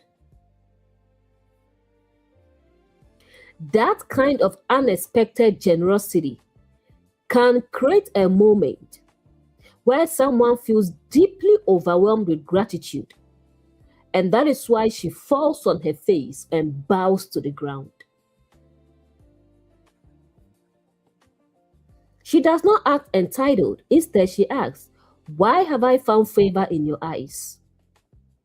Her response shows appreciation for the opportunity she has received. This humility becomes one of the qualities that shapes the rest of the story. Ruth 2:11, Boaz answered her, it has fully been reported to me, all that you have done for your mother-in-law since the death of your husband, and how you left your father and your mother and the land of your birth, and came to a people that you did not know before.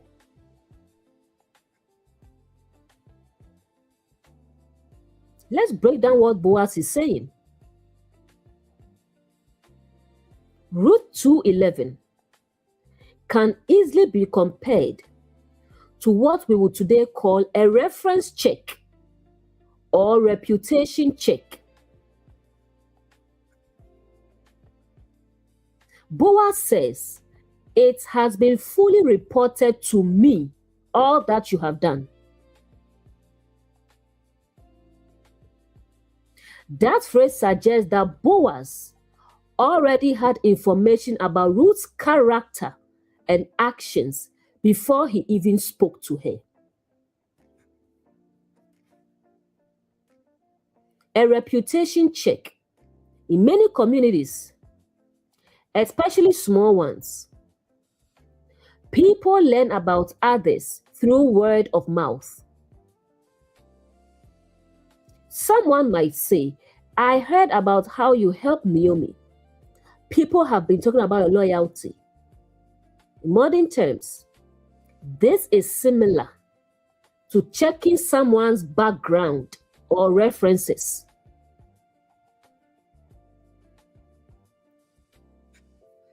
Modern workplace parallel.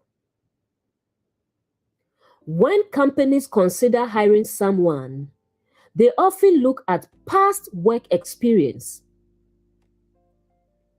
references from previous employers, recommendations from colleagues, reputation for reliability and work ethic. A hiring manager might ask, how did this person perform in their last role? Can anyone vouch for their character or work ethic. Boaz's statement functions in a similar way. He already knows about Ruth's actions toward Naomi and the sacrifices she made. Word of mouth reputation. This verse shows how reputation spreads naturally. Ruth properly did not intend to build a reputation. She simply acted with loyalty, responsibility, and compassion. But people noticed and talked about it, and that information reached Boaz. The power of character. What is interesting is that the report about Ruth was not about wealth or status. It was about her character. High value is not about wealth or status. It's about character.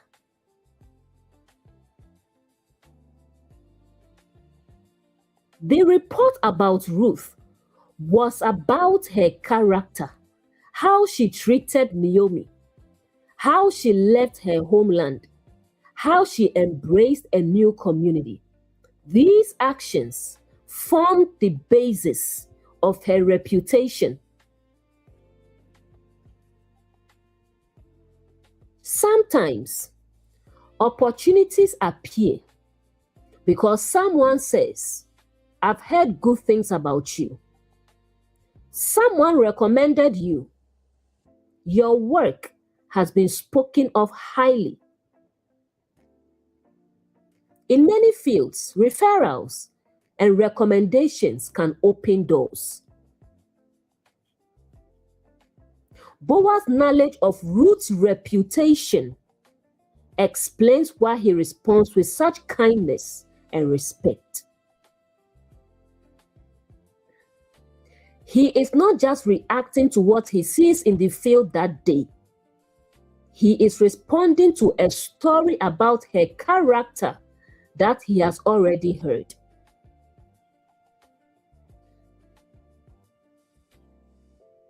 Ruth 2:12. The Lord repay you for what you have done, and a full reward be given you by the Lord, the God of Israel, under whose wings you have come to take refuge.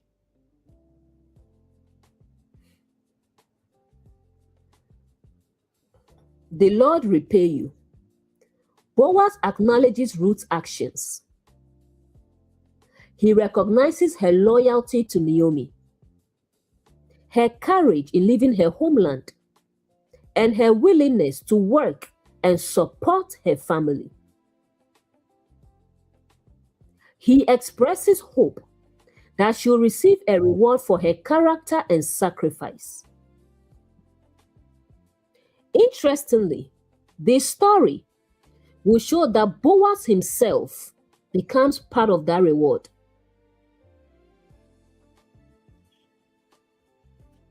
A full reward. This phrase suggests complete restoration, not just survival.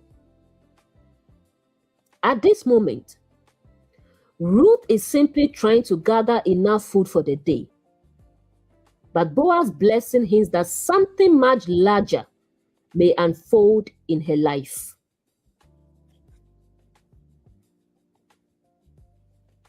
Under whose wings you have come to take refuge. This metaphor is very powerful. The image comes from a mother bird protecting her young under her wings. It represents safety, shelter, protection, and belonging. Boaz is saying that Ruth has chosen to place herself under the protection of Israel's God.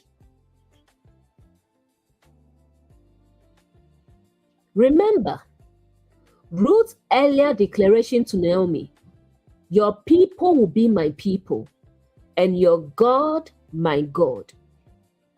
That moment was the turning point where Ruth chose alignment with Naomi's path and community. Boaz now recognizes that choice.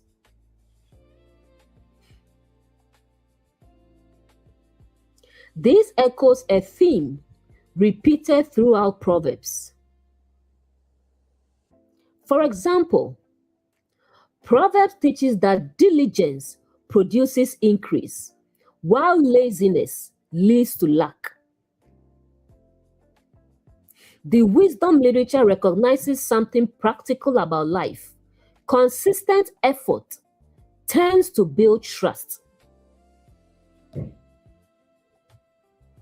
Why diligence builds trust? When people observe someone who is reliable, hardworking, honest, and committed to quality, they begin to feel confident recommending that person. Trust grows because people know what to expect from them. This is why reputation becomes so valuable.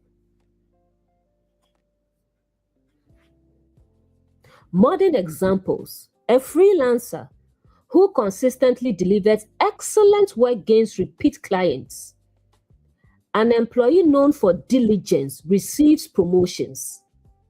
A contractor whose work is reliable receives referrals. A business owner whose services are high quality grows through word of mouth. In each case, opportunity expands because people trust the person's work. In Ruth's case, Boaz had heard two things about her: her loyalty to Naomi and her willingness to leave her homeland and embrace a new path. Now, he is also seeing her diligence in the field. So both her character and her work ethic are becoming visible. Ruth did not know Boaz personally, but her reputation created curiosity and respect. That curiosity opened the door to conversation, kindness, and ultimately restoration. When Boaz says he has heard about Ruth, it confirms something powerful. Even when we think our efforts are unnoticed, our actions often travel further than we realize. And sometimes, the person who eventually opens a door for us has already heard about the way we live and work.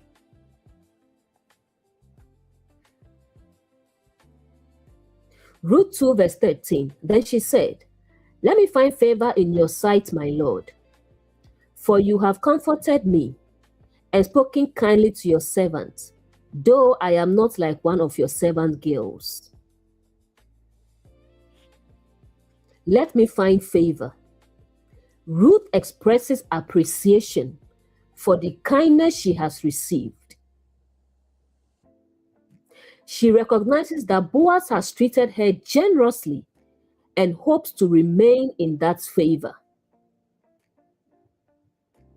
The word favor here carries the sense of kindness, goodwill, and grace extended by someone with influence. She is acknowledging that Boaz's actions have created an opportunity she did not expect. You have comforted me. This is a very emotional statement. Remember Ruth's situation. She is a widow. She left her homeland. She entered a foreign society. She is supporting Naomi. Boaz's words and actions bring emotional relief. The kindness she experiences reassures her that she's not alone in this new environment. You have spoken kindly. The phrase spoken kindly literally carries the sense of speaking to someone's heart. Boaz did not just allow Ruth to work. He spoke to her in a way that acknowledged her dignity and effort. Words of encouragement can have a powerful effect on someone who has been struggling. Though I am not like your servant girls, Ruth still recognizes her position as an outsider. She knows she is a foreigner, not one of Boaz's regular workers, someone with lower social standing. Yet, Boaz has treated her with the same respect he gives to those within his household. This humility continues to shape how she responds. Many people have experienced a similar feeling when someone shows unexpected kindness. For example, a manager encouraging a new employee, a mentor speaking supportive words to someone starting out, a client expressing appreciation for someone's work. Those moments can bring comfort and confidence, especially when someone is navigating uncertainty.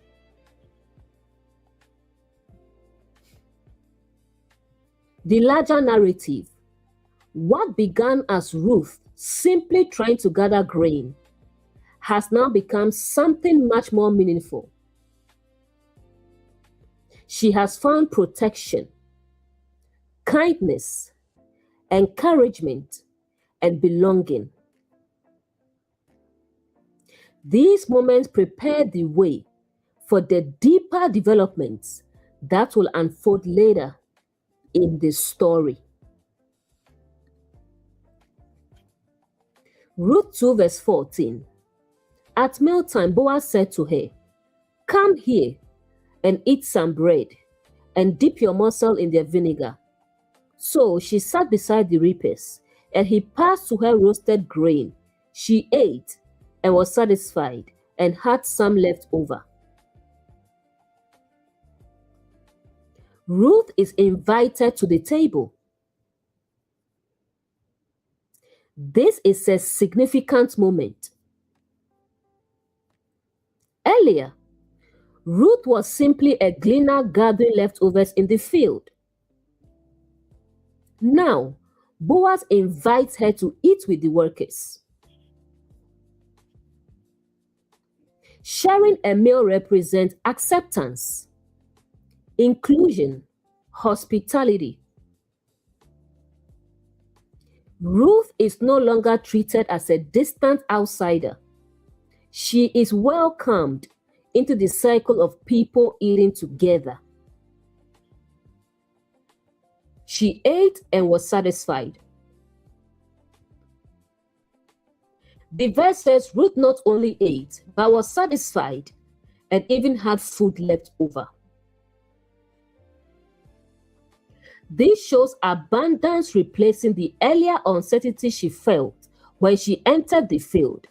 Provision is already increasing. Ruth 2 verse 15 to 16. When she arose to glean, Boaz instructed his young men, "Let her glean even among the sheaves, and do not reproach her. Also, pull out some from the bundles for her, and leave it for her to glean, and do not rebuke her." Let's break down what Boaz is doing. Normally, gleaners gathered what was left behind after the harvested passed. But Boaz allows Ruth to gather grain closer to the harvest bundles themselves, where more grain would be available. This increases the amount she can collect. Boaz goes even further. He instructs the workers to intentionally leave additional grain for Ruth. This means that the abundance she gathers is not accidental. It is deliberately arranged generosity. Boaz also tells the workers not to rebuke or embarrass her. This ensures that Ruth can work without feeling ashamed or unwelcome. He protects not only her safety, but also her dignity. A modern parallel, for example, a freelancer starting with a small project, an employee beginning in a temporary position, a contractor hired for one assignment. After seeing their character and diligence, a leader might go further and say, let's give them more work. Make sure they have what they need to succeed. Support them so they can thrive. In those moments, opportunity begins expanding beyond what the person initially expected. The heart of Boaz. These verses show that Boaz's generosity is intentional. He does not just allow Ruth to survive. He creates conditions where she can flourish. This reveals something about his character as a leader and provider. The story is moving toward restoration. By the end of the day, Ruth will gather a large amount of grain and bring it back to Naomi. Naomi will then realize something important. Ruth has been working in the field of Boaz, a man connected to their family line. That realization begins the next stage of the story. Ruth 2:17. So she gleaned in the field until evening and beat out what she had gleaned, and it was about an ephah of barley. Ruth worked until evening. This detail highlights Ruth's continued diligence. She did not stop after the meal Boaz provided. She continued working the entire day. This reinforces the pattern we saw earlier. Her recognition and favor did not remove her willingness to work.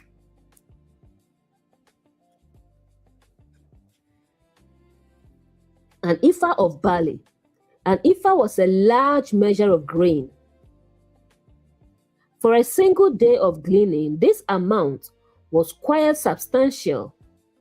This shows that Boaz's instruction to the workers to leave extra grain had a real effect. Ruth gathered far more than a typical gleaner would. The result of the day's work is abundance rather than scarcity.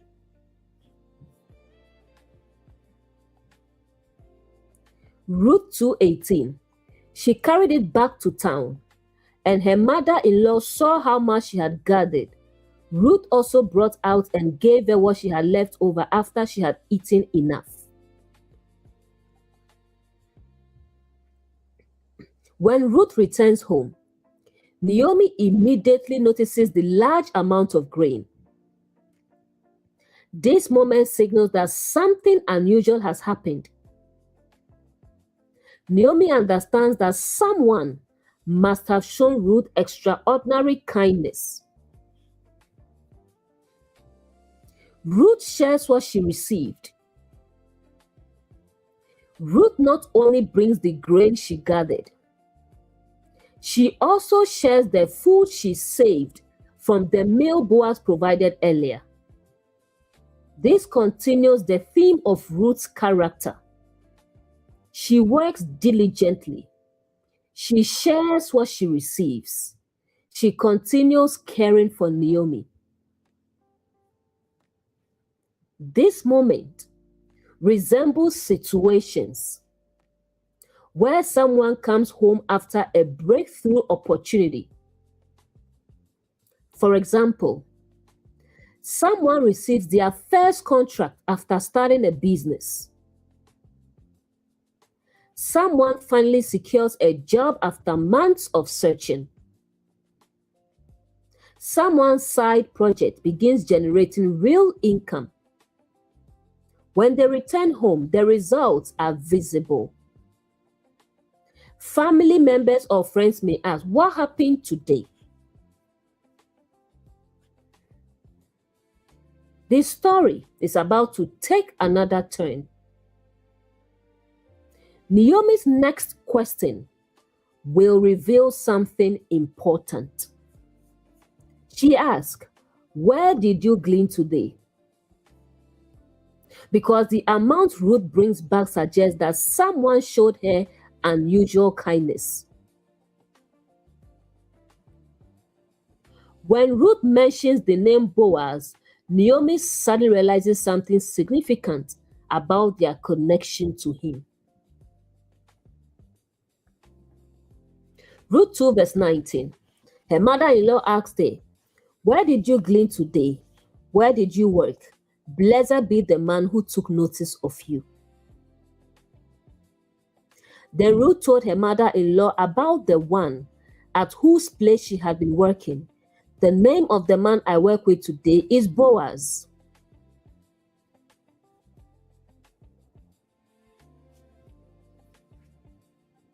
Blessed be the man who took notice of you. Naomi senses that someone showed Ruth special kindness or favor. Before even knowing who it is, she speaks a blessing over that person. This shows Naomi recognizes that someone extended generosity beyond what was required. Then Ruth simply says, "The name of the man I work with today is Boaz." At that moment, the entire situation changes because Naomi immediately recognizes who Boaz is. Ruth 2:20. Then Naomi said to her daughter-in-law, "Blessed be he of the Lord, who hath not forsaken his kindness to the living and the dead." Naomi also said to her, "This man is our close relative. He is one of our kinsman redeemers." When Naomi hears the name Boaz, she understands something Ruth does not yet know. Boaz is not just a generous landowner. He is a close relative of Naomi's family. That connection means he could potentially act as a kinsman redeemer. What a kinsman redeemer was. In ancient Israelite law, a close relative had the responsibility to help restore a family situation if tragedy occurred.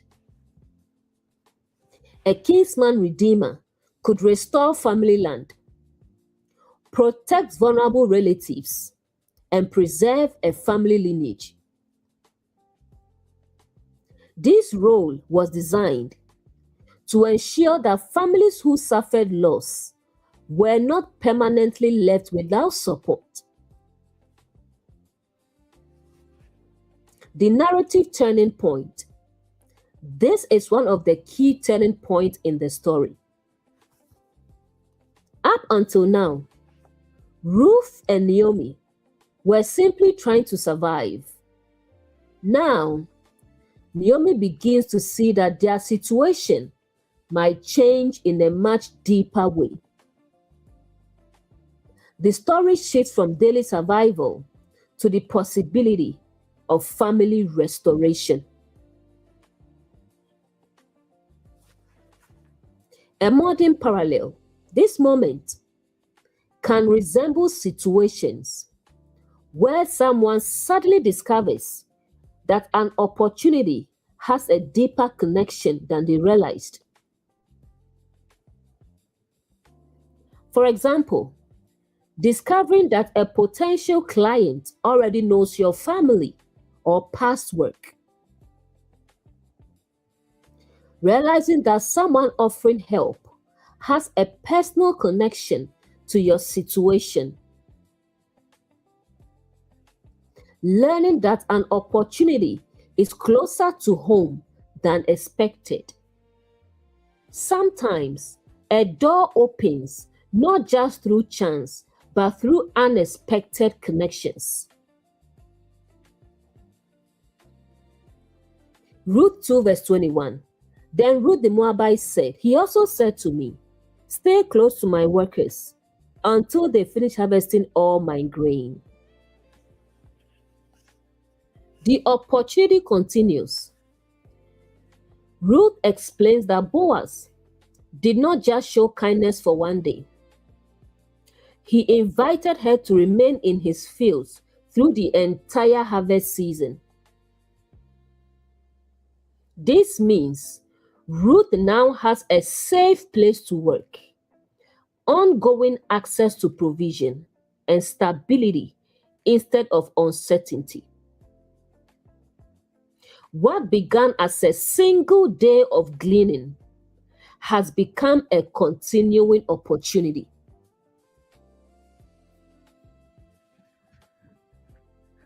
Ruth 2:22.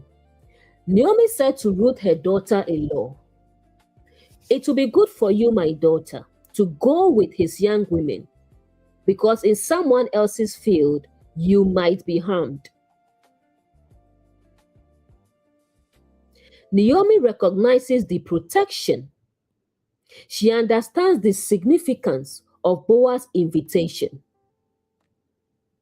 She advises Ruth to remain in his field because Boaz has offered protection. The environment is safe. The workers respect Boaz's authority. This shows Naomi's wisdom. She recognizes that Ruth has found a place where she is both protected and valued. Many people receive similar advice from those close to them. For instance, someone might say, you found a good workplace, give it your best. Your boss seems fair and supportive. Stay there and grow. It's a good environment. Be humble, work hard, and build your future there. Parents, spouses, siblings, or trusted friends often offer this kind of encouragement when they see someone in a healthy and promising situation. Naomi's advice also reflects the wisdom of recognizing when a place is safe and supportive. In Boaz's field, Ruth receives respect, protection, and opportunity to work. Naomi understands that environments like that should be valued. The value of consistency. Staying in the same field also allows Ruth to build trust with the workers. Remain under Boaz's protection and continue gathering provision without uncertainty. Consistency often helps people grow in a place where their work and character are recognized. The wisdom Naomi offers can apply to many areas of life. When someone finds a place where their effort is respected, their character is valued, they are treated fairly, it is often wise to remain there and continue growing. That is exactly what Naomi is encouraging Ruth to do.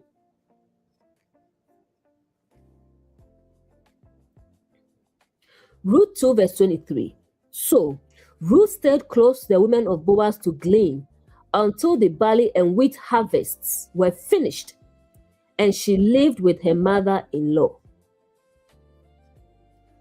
The text tells us Ruth worked through the barley harvest to the wheat harvest. Together, these seasons could last several weeks or often a couple of months. This means Ruth now has sustained provision, not just a single day's help. At the beginning of the story, Naomi believed she had returned empty. Ruth was simply hoping to gather enough grain for the day. By the end of chapter 2, Ruth has regular access to work. Naomi sees hope for her future. They have ongoing provision. The story moves from survival toward restoration. A modern parallel. Sometimes, someone begins with a small chance, a short-term opportunity, or a trial period. But after demonstrating diligence and character, the opportunity becomes ongoing. For example, a temporary contract turning into a long-term partnership. A trial period becoming a permanent job. A small freelance project leading to consistent work with a client. Just like Ruth, what begins as a single opportunity can become sustained provision. The chapter closes with Ruth continuing her work and staying with Naomi. This moment represents a pause in the story before the next stage unfolds. Now that Naomi knows Boaz is a kinsman redeemer, she begins thinking about how Ruth's future might be secured.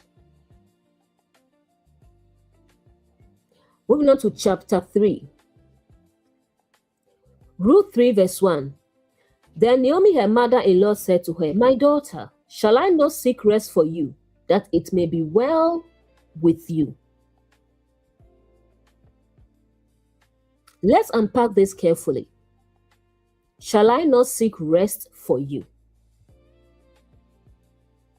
The word rest here does not mean sleep. It refers to a place of security, stability, and belonging. In the cultural setting of the story, this meant a household, protection, long-term provision. Naomi is thinking about Ruth's future life, not just her daily survival. Earlier, Naomi was grieving and felt empty. Now she begins acting as a strategic guide. She recognizes that Boaz is kind, trustworthy, and a family relative. So, she begins thinking about how Ruth's life can move from temporary provision in the fields to lasting stability.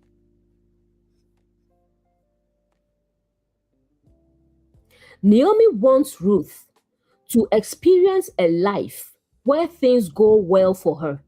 This reflects deep care. Even though Ruth has been supporting Naomi, Naomi now focuses on Ruth's well-being and future. This verse reflects something many families still do today. People who care about someone's future often help them think about long-term stability. For example, parents encouraging a child to pursue a stable career. Family members advising someone about a good life partner. Mentors helping someone move from temporary work into a lasting opportunity. The goal is the same: helping someone move from uncertain survival to a secure future. Naomi is seeing the bigger picture. By chapter 3, Naomi realizes something important. Boaz is not just a generous employer. He is someone who could potentially restore their family situation as a kinsman redeemer. So, Naomi begins preparing Ruth for a bold step that will bring this possibility into conversation.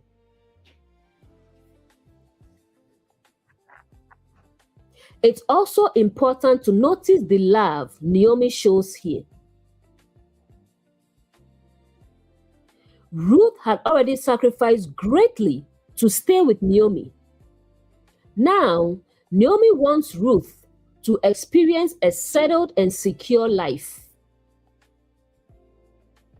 This shows a beautiful mutual care between them. The principle of reciprocity. In many areas of life, when someone demonstrates loyalty, dedication, or kindness, others often feel a natural desire to respond in a meaningful way.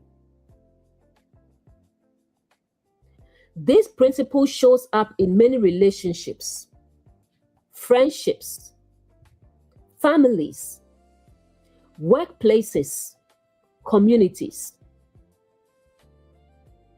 People often feel moved to support someone who has shown integrity and commitment. Workplace example.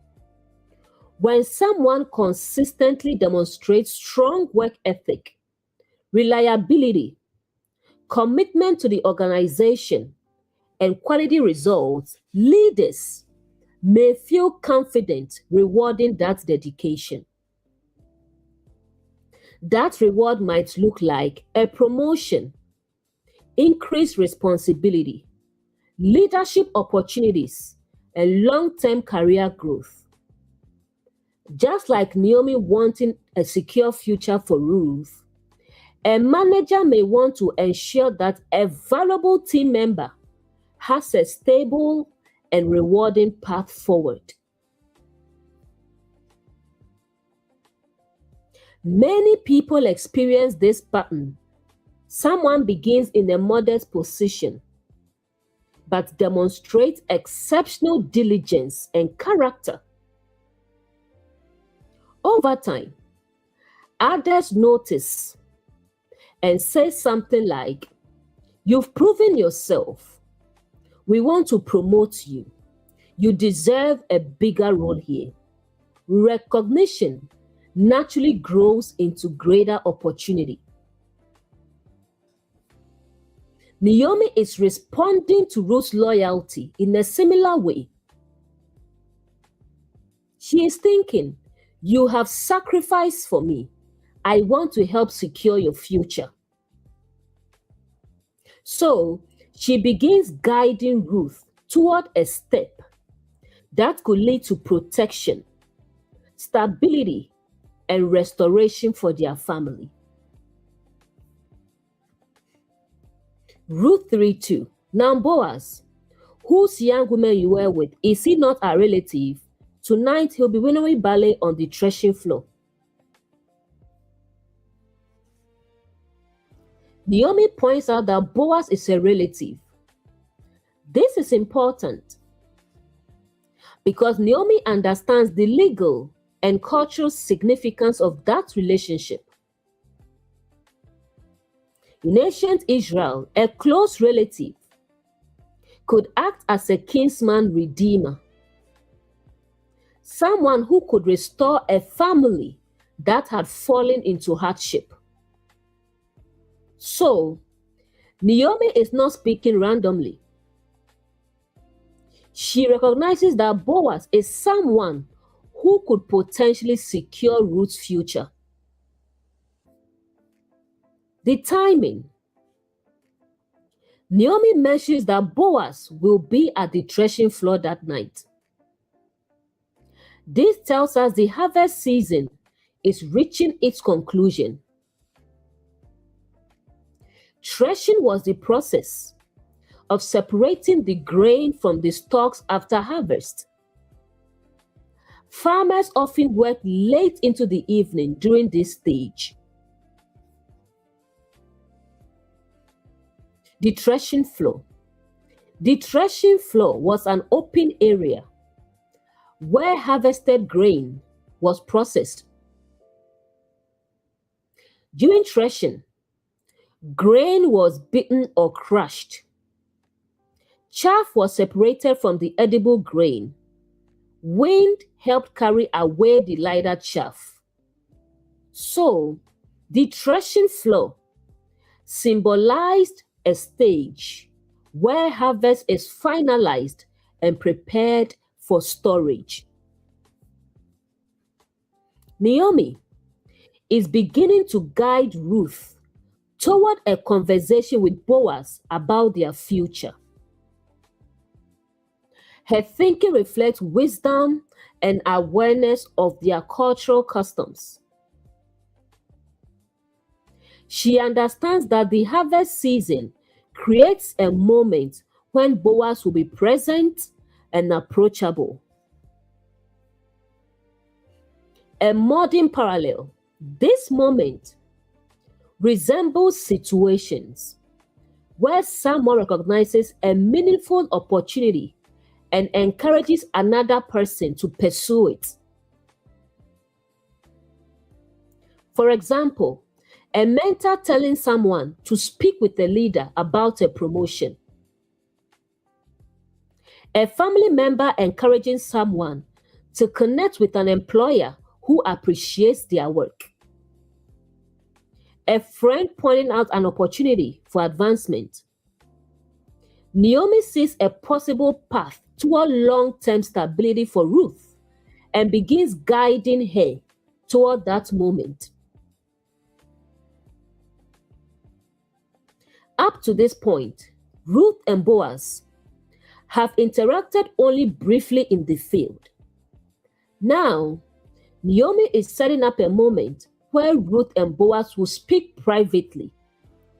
This conversation will determine whether Boaz is willing to take on the role of redeemer for their family. Ruth 3:3. Wash yourself therefore, and anoint yourself, and put on your cloak, and go down to the threshing floor. But do not make yourself known to the man until he has finished eating and drinking. Let's break down Naomi's instructions. Wash yourself. This instruction refers to cleansing and preparation. After weeks of working in the harvest fields, Naomi tells Ruth to prepare herself carefully. Symbolically, washing represents a fresh beginning or transition into a new stage. Ruth is moving from field laborer, survival mode, toward the possibility of a new future. Anoint yourself. Anointing with oil in ancient culture was associated with personal care, dignity, celebration, and preparation for an important moment. This step indicates that Naomi wants Ruth to present herself with confidence and dignity. Put on your cloak. Some scholars believe Naomi is telling Ruth to change from her daily work clothing into garments suitable for a significant meeting. This signals that Ruth is not approaching Boaz merely as a worker in the field, but as someone engaging in an important conversation about her future. When someone is preparing for an opportunity, they often adjust their presentation to match the moment. For example, for a professional interview, business suit, formal attire, polished appearance. For casual workplace, clean jeans, well-pressed shirt, neat presentation. The idea is not about pretending to be someone else.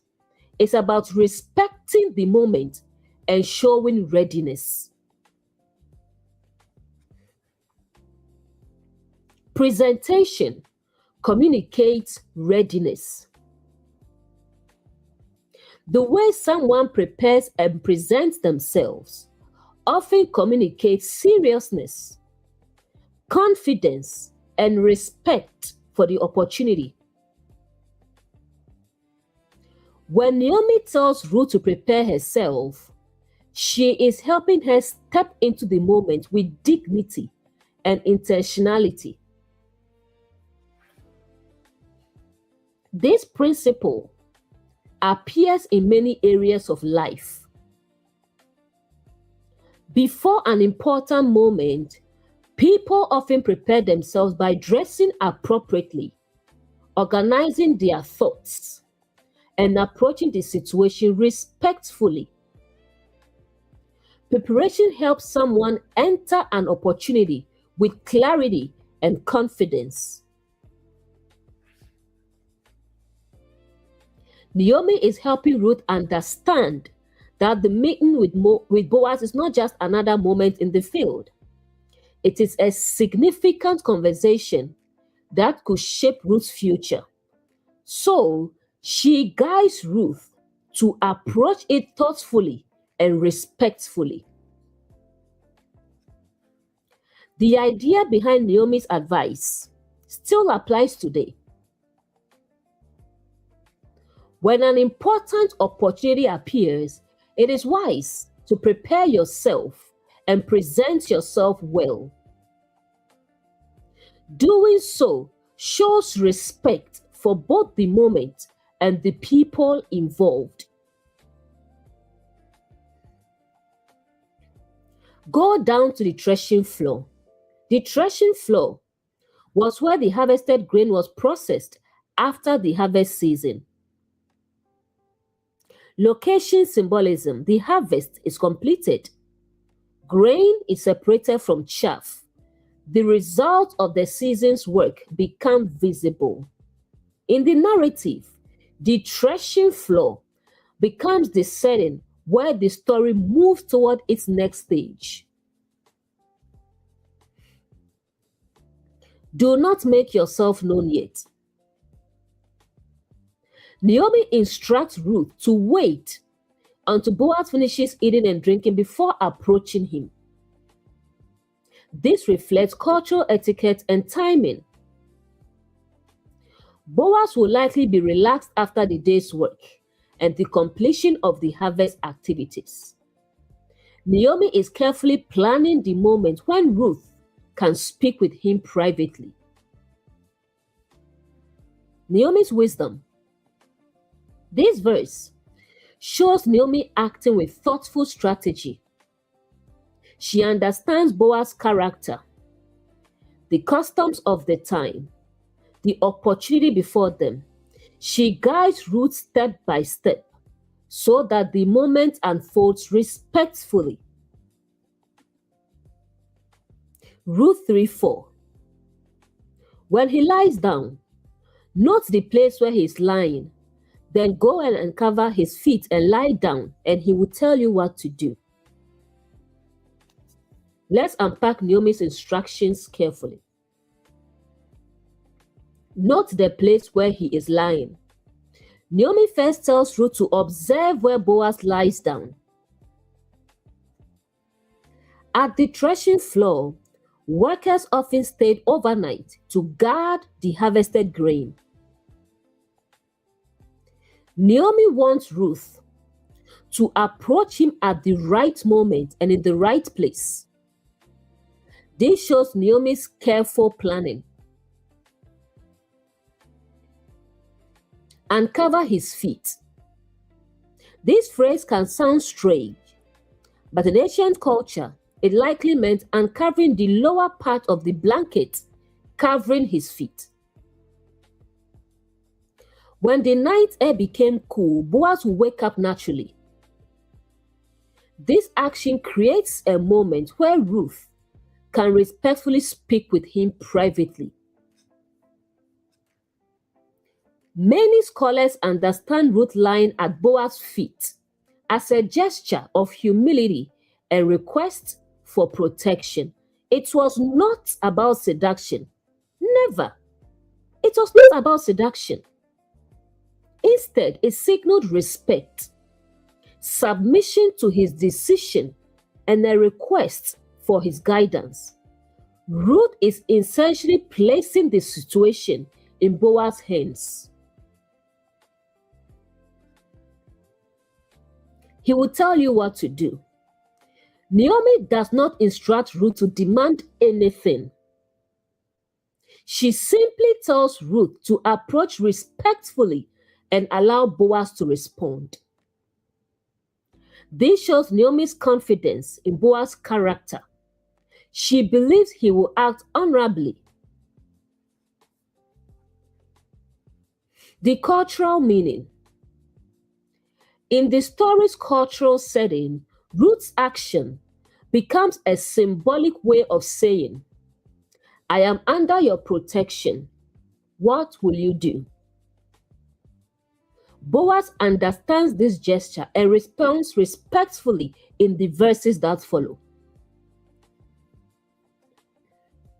The principle behind this moment can be compared to situations where someone respectfully brings an important matter before a person with authority. For example, approaching a leader to discuss a long-term opportunity. Having a serious conversation with someone about a future partnership. Respectfully asking someone if they are willing to support or guide you. The key elements are humility, respect, and trust in the other person's response. Naomi's instructions show that she trusts Boaz's integrity. She believes he will respond kindly, understand Ruth's situation, and act responsibly.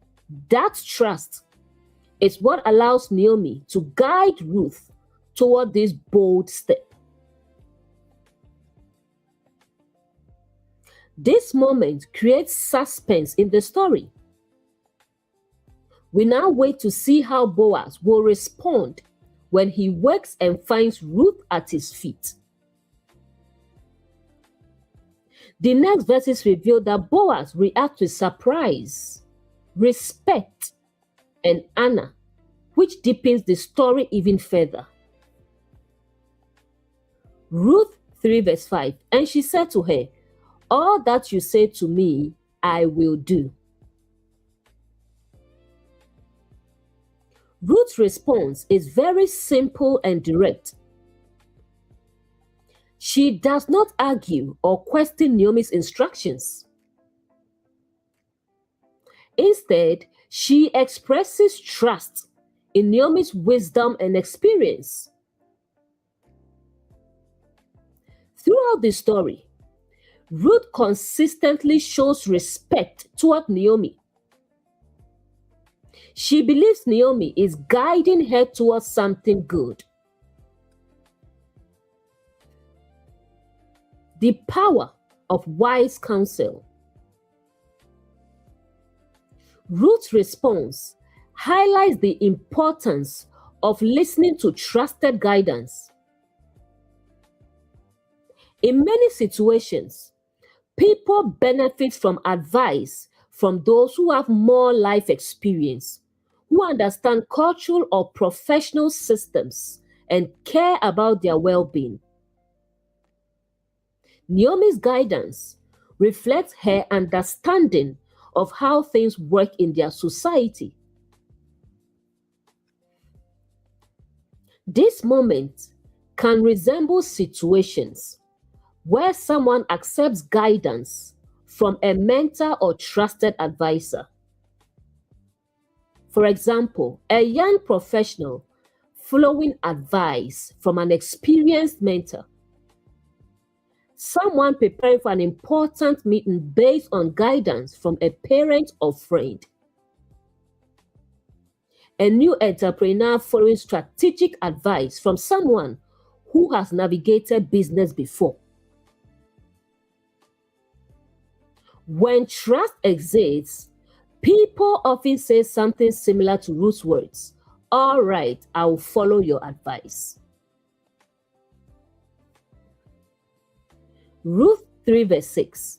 So she went down to the threshing floor and did just as her mother-in-law had commanded her. The verse shows that Ruth not only agreed with Naomi's advice, she acted on it. This consistency is important.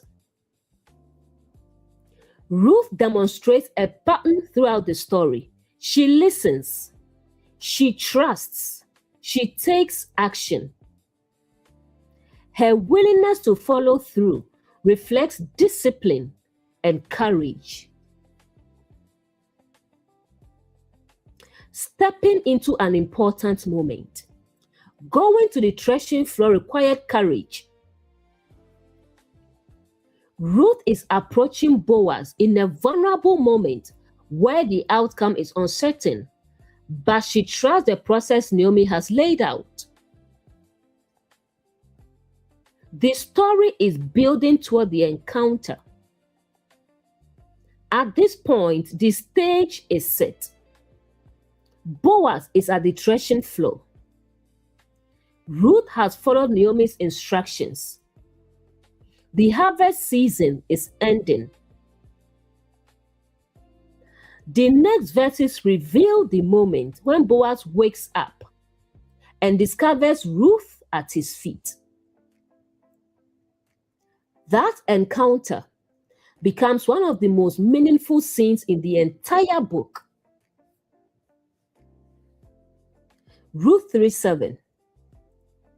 When Boaz had eaten and drank and his heart was content, he went to lie down at the end of the heap of grain.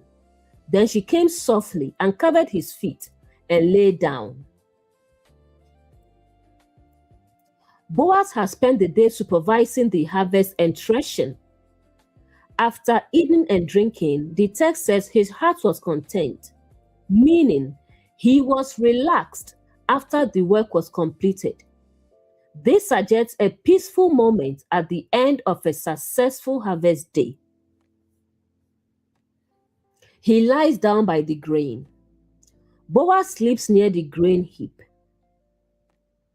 This was common practice because landowners or workers often stayed near the harvest to protect it from theft or animals. The harvest represented significant value. Ruth approaches quietly. The verse says Ruth came softly. She follows Naomi's instructions carefully. Her approach shows respect, caution, and humility. She does not wake Boaz abruptly or create attention. She uncovers his feet and lies down. Ruth does exactly what Naomi instructed. As the night grows cooler, Boaz will naturally wake up when he notices his feet uncovered. This creates the moment when their conversation can begin. Ruth 3 verse 8. At midnight, the man was startled and turned over, and behold, a woman lay at his feet. The moment of surprise. Around midnight, Boaz wakes up suddenly. When he realizes someone is lying at his feet, he is understandably surprised. The text highlights the tension of the moment. Ruth's action required courage. She placed herself in a vulnerable situation where Boaz's response could shape the outcome. But she trusted Naomi's guidance and Boaz's character. The narrative tension. This verse sets up a dramatic moment. Boaz wakes up in the middle of the night and discovers someone lying at his feet. The natural question now becomes, who is there? And that question leads to the next verse where Ruth speaks directly to him.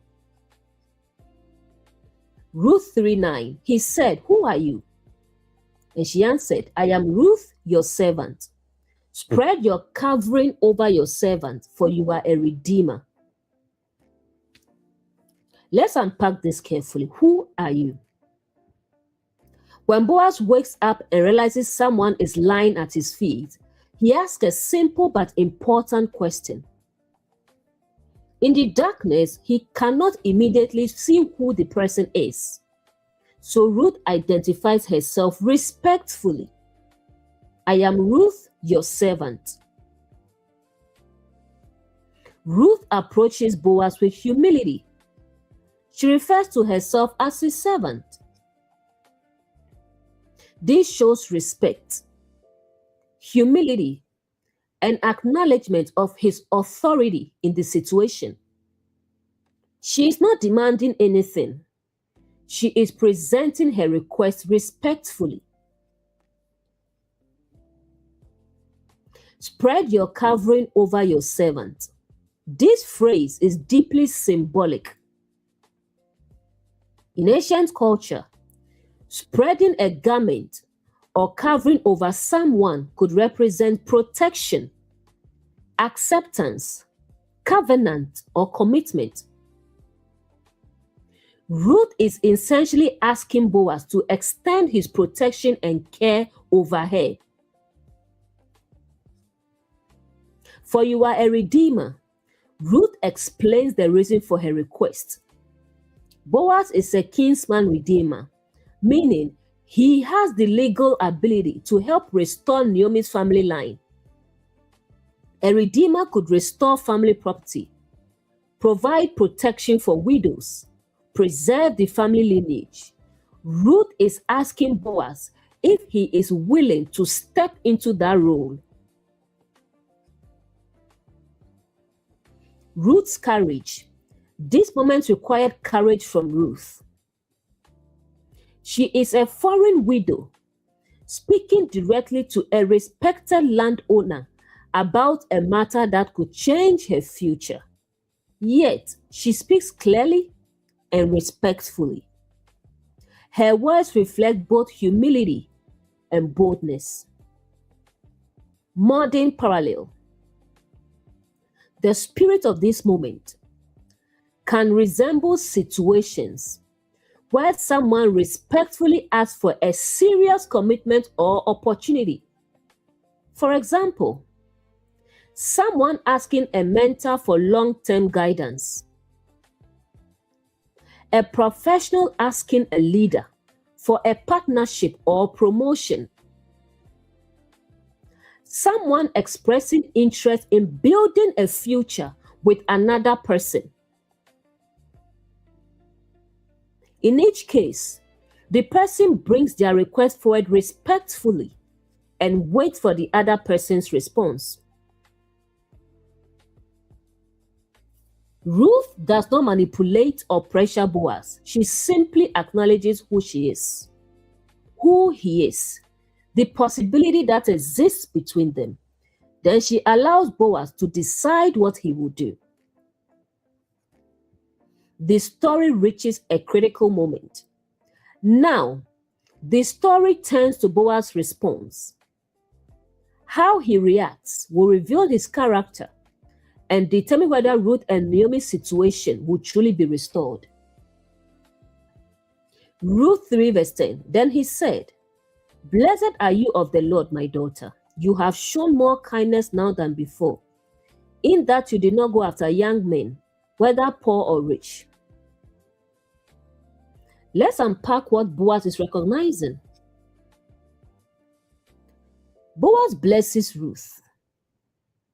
He begins with a blessing. Instead of reacting negatively or with suspicion, he recognizes Ruth's character and intentions. This shows Boaz understands that Ruth's request is sincere and honorable. More kindness now than before. Boaz says Ruth's present action shows even greater kindness than what she had already done. Earlier, Ruth showed kindness by staying with Naomi, leaving her homeland, and working to provide for Naomi. Now, Boaz sees another layer of loyalty in Ruth's actions. Her request is connected to preserving Naomi's family line, not just securing her own future. You did not go after young men. Boaz recognizes that Ruth could have pursued other opportunities. She could have sought marriage with younger men. Instead, she approached Boaz, who was older, but had the ability to help restore Naomi's family. Boaz interprets this choice as an act of loyalty and wisdom, not merely personal interest. Ruth 3:11, and now my daughter, do not fear. I will do for you all that you ask. For all the people of my town know that you are a woman of noble character. Do not fear. Boaz reassures Ruth. She took a bold step by approaching him at the threshing floor. His words remove any anxiety she might have felt. He wants her to know that she is safe and respected. I will do for you all that you ask. Boaz expresses willingness to help. This does not mean the matter is fully resolved yet, but it shows his positive response to her request. He acknowledges the seriousness of the situation and intends to act responsibly. A woman of noble character. Boaz tells Ruth that the whole town recognizes her character. The phrase noble character reflects qualities such as integrity, diligence, loyalty, and wisdom. This confirms the reputation we saw earlier in the story, when Boaz said he had heard about Ruth's loyalty to Naomi. Reputation again. Notice how reputation continues to play a role in the story. Ruth's character has become known throughout the community. Because of that reputation, Boaz feels confident, responding positively to her request. He does not question her intentions. Instead, he immediately affirms her character and reassures her. Her reputation created the foundation for trust and willingness to help.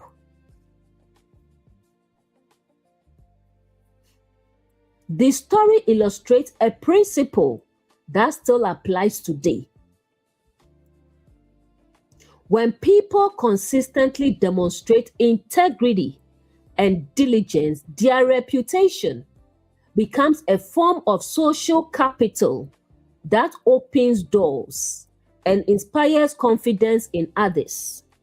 That is exactly what we see happening with Ruth. A modern parallel. This moment resembles situations where someone's reputation makes others confident in supporting them. For example, a professional known for integrity receiving leadership opportunities. Someone with a strong reputation being trusted with important responsibilities. A community member recognized for kindness receiving support from others. In each case, character creates confidence in others. This echoes Proverbs 18, verse 16.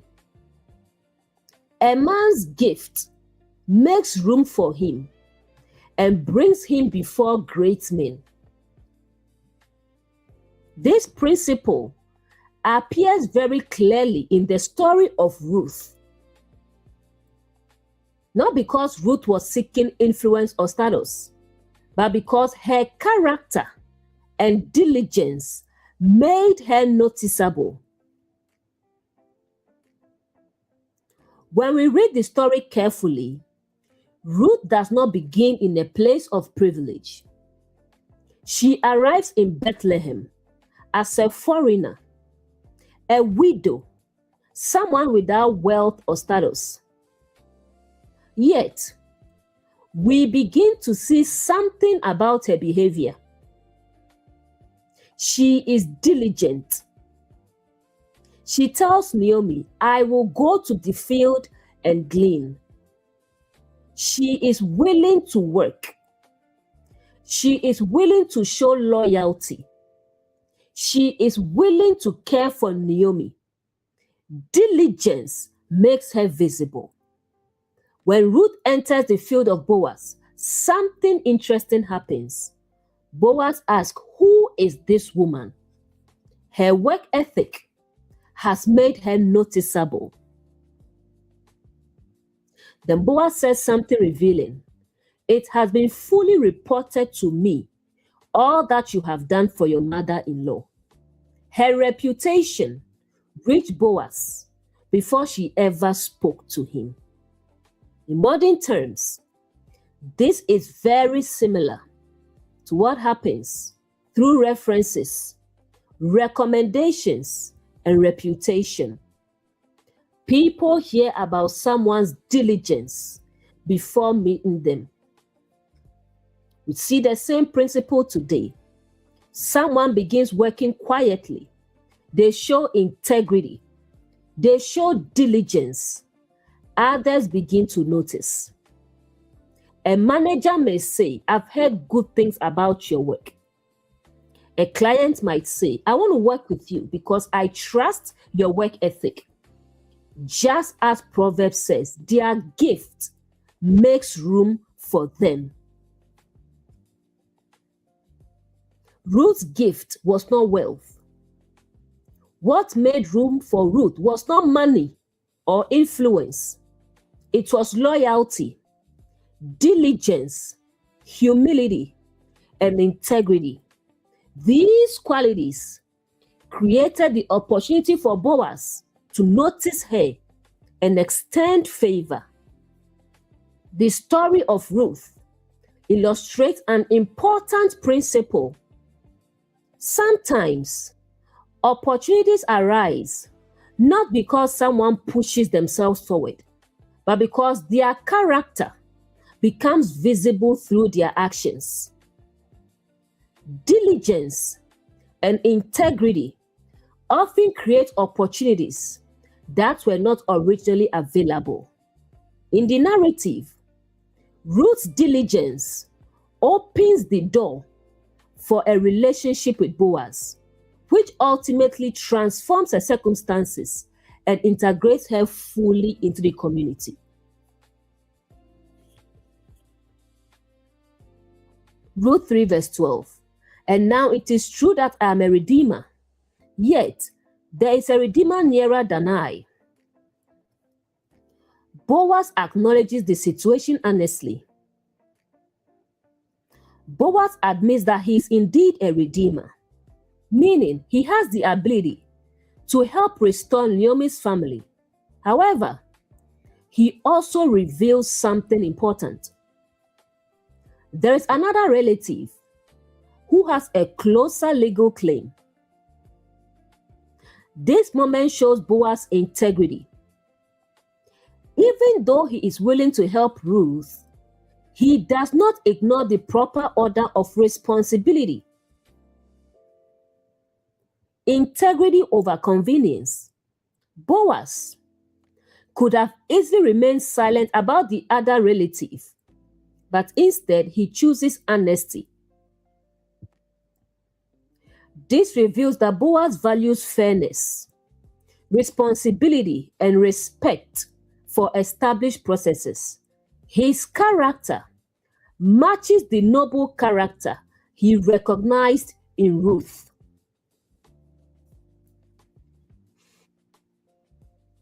Ruth 3:13, remain tonight, and in the morning, if he will redeem you, good, let him do it.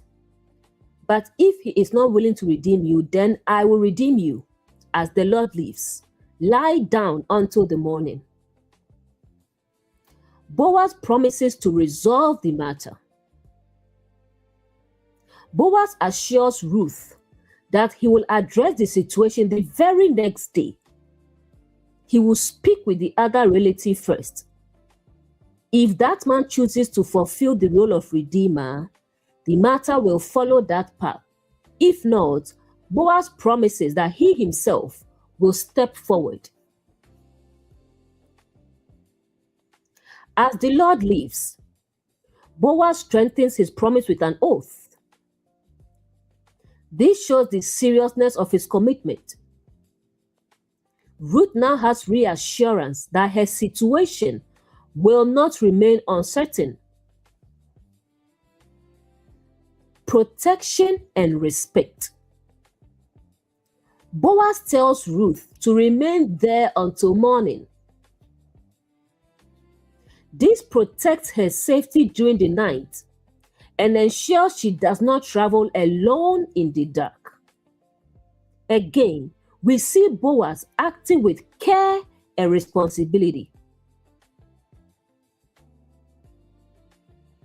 At this point, the story shows something remarkable. In Ruth, we see loyalty, humility, and courage. In Boaz, we see integrity, responsibility, and honesty. Both characters demonstrate strong character, which is why the story continues to move toward restoration. A modern parallel. This moment reflects situations where someone handles an opportunity with integrity, even when it will be easier to skip proper steps. For example, a business leader respecting contractual obligations before making a deal. A manager following proper procedures before offering a promotion. A professional acknowledging another person's prior claim to an opportunity. Integrity builds trust in relationships and communities. The story's final tension. The next question becomes, what will the closer redeemer decide?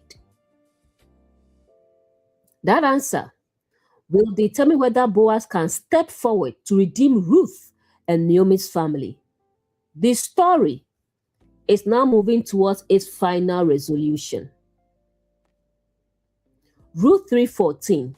So she lay at his feet until morning, but got up before anyone could be recognized, and he said, "Let it not be known that the woman came to the threshing floor." Ruth leaves early. Ruth remains there until early morning, but she leaves before daylight. This detail shows careful consideration of reputation. Boaz understands that if people misunderstand the situation, rumors could damage Ruth's reputation. Boaz instructs that no one should know she came to the threshing floor. This is not secrecy out of wrongdoing. Instead, it reflects protection of Ruth's dignity and reputation. Throughout the story, Boaz consistently acts in ways that preserve Ruth's honor. Ruth 3:15, he also said, "Bring the shawl you are wearing and hold it out." So she held it, and he poured into it 6 measures of barley and placed it on her. Then he went back to town. Before Ruth leaves, Boaz gives her 6 measures of barley. This is another generous act. It continues the pattern we saw earlier when he ensured she gathered plenty of grain in the field. The grain Ruth carries back is not just for her, it is also for Naomi. Boaz is showing care for both women. The gift becomes a sign that he is taking their situation seriously, even before the legal matter is resolved. A modern parallel, this moment resembles situations where someone helps another person in a way that protects their dignity. For example, a leader supporting an employee while also protecting their professional reputation. A mentor quietly helping someone succeed without drawing unnecessary attention. Someone offering assistance respectfully rather than publicly highlighting another person's vulnerability. The goal is to help while preserving honor. The story is nearing resolution. Ruth now returns to Naomi with the grain Boaz has given her. Naomi will understand that Boaz is actively working to resolve the situation. The final step will happen when Boaz meets the closer redeemer at the city gate. Ruth 3:16. When she came to her mother-in-law, she said, "How did it go, my daughter?" Then she told her everything Boaz had done for her. When Ruth returns home, Naomi immediately asks what happened. This shows Naomi has been waiting anxiously for news. She understands the importance of the moment. Ruth explains the entire encounter with Boaz, his response to her request, his promise to address the matter, the grain he gave her. This transparency reflects the trust between Ruth and Naomi. Ruth 3:17, and she said, "These 6 measures of barley he gave me, saying, 'Do not go back to your mother-in-law empty-handed.'" The barley Ruth brings is a message in itself. Boaz understands Naomi's earlier words in chapter 1. "I went away full, but the Lord has brought me back empty." So, Boaz makes sure Naomi does not receive Ruth empty-handed. This gesture reflects thoughtfulness and care. Ruth 3:18. Then she said, "Wait, my daughter, until you learn how the matter turns out, for the man will not rest until the matter is settled today." Naomi's confidence in Boaz. Naomi now shows complete confidence in Boaz's character. She knows he is a man who keeps his word, acts responsibly, resolves matters quickly. So she tells Ruth to wait patiently. The power of patience. At this moment, Ruth has done everything she can. Now, the situation rests in Boaz's hands. Naomi's advice is simple: wait and see how the matter unfolds. Sometimes, the next step requires trust and patience after taking action. A modern parallel. This moment can resemble situations where someone has done everything within their control and must now wait for a decision. Examples include waiting for the outcome of a job interview, waiting for approval of a business proposal, waiting for a contract decision after negotiations. At that point, patience becomes part of the process. Naomi ends the chapter with calm confidence. She knows Boaz's character well enough to say, "He will not rest until the matter is settled today." The story is now poised for its final resolution in chapter 4. Ruth 4:1. Now Boaz went up to the gate and sat down there, and behold, the Redeemer of whom Boaz had spoken came by. So Boaz said, "Come aside, friend, sit down here." And he came aside and sat down. Boaz goes to the gate. Boaz goes to the city gate, which in ancient towns functioned as the courthouse, the town council meeting place, the location where elders made legal decisions. By going there, Boaz shows he intends to handle the matter openly and properly.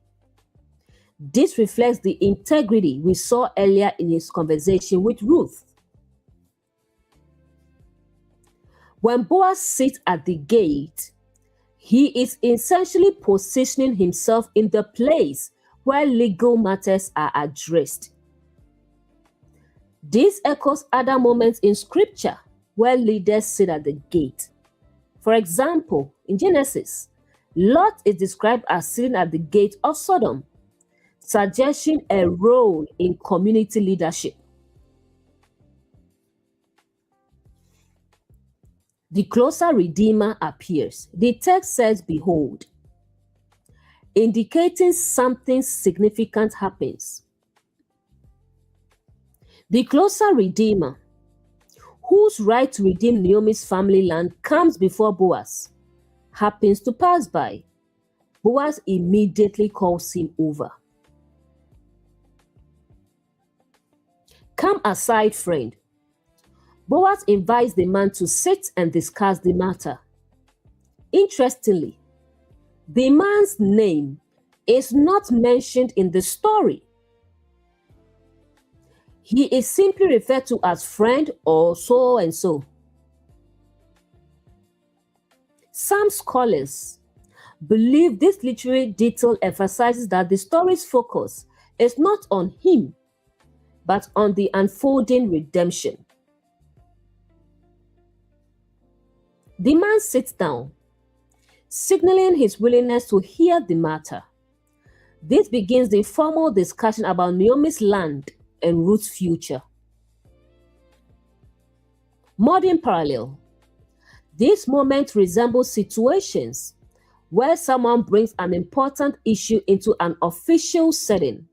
For example, discussing property matters with legal witnesses, negotiating agreements in a formal meeting, resolving business arrangements in a boardroom. Boaz is essentially saying, let's settle this matter properly and publicly. The gate now becomes the place where the situation will be officially decided. What happens next? In the next verses, Boaz gathers 10 elders as witnesses and presents the situation regarding Naomi's land. This moment becomes the formal legal step that will determine whether Boaz can redeem Ruth. Ruth 4:2. And he took 10 men of the elders of the city and said, sit down here. So they sat down. These elders function as witnesses to the legal decision taking place at the city gate.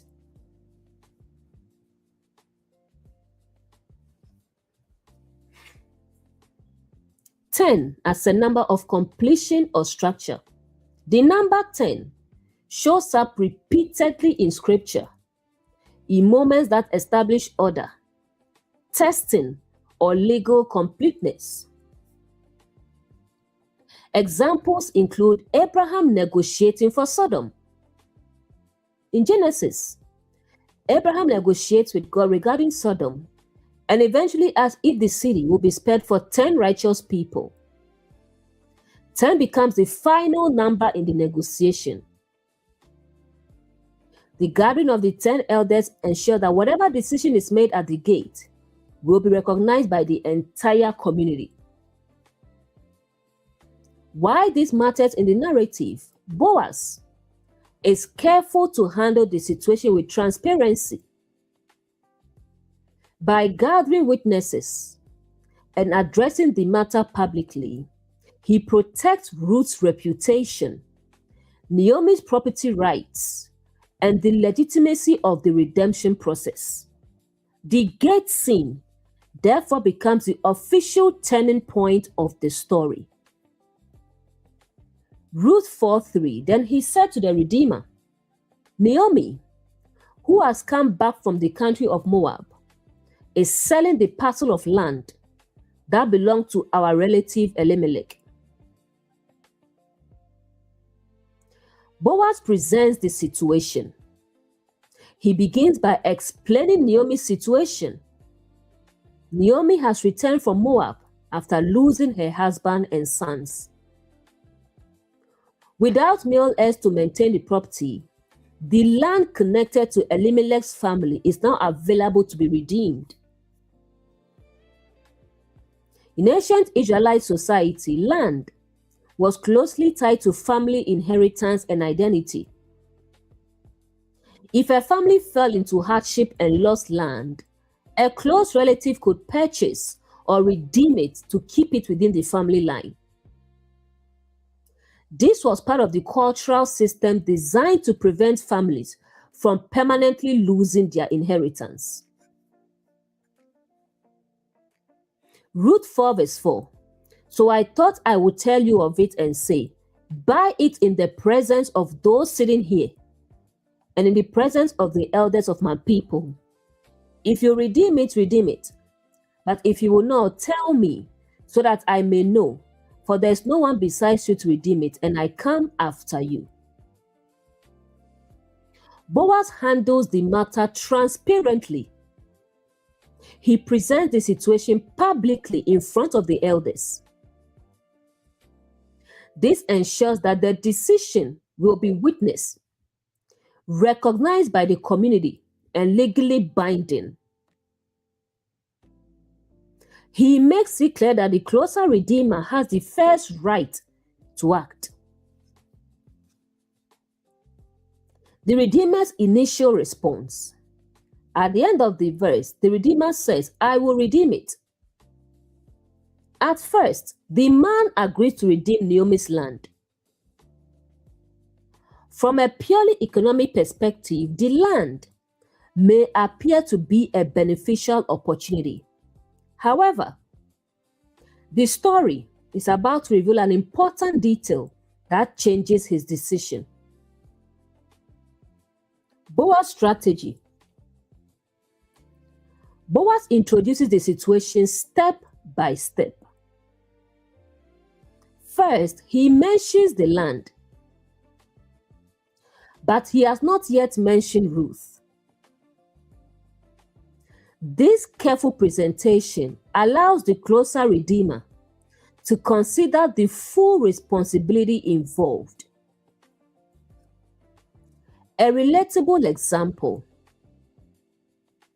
This moment resembles situations where someone initially agrees to an opportunity before fully understanding all the responsibilities involved. For example, someone agreeing to purchase property before learning about the additional obligations tied to it. Someone accepting a business deal before realizing the full partnership requirements.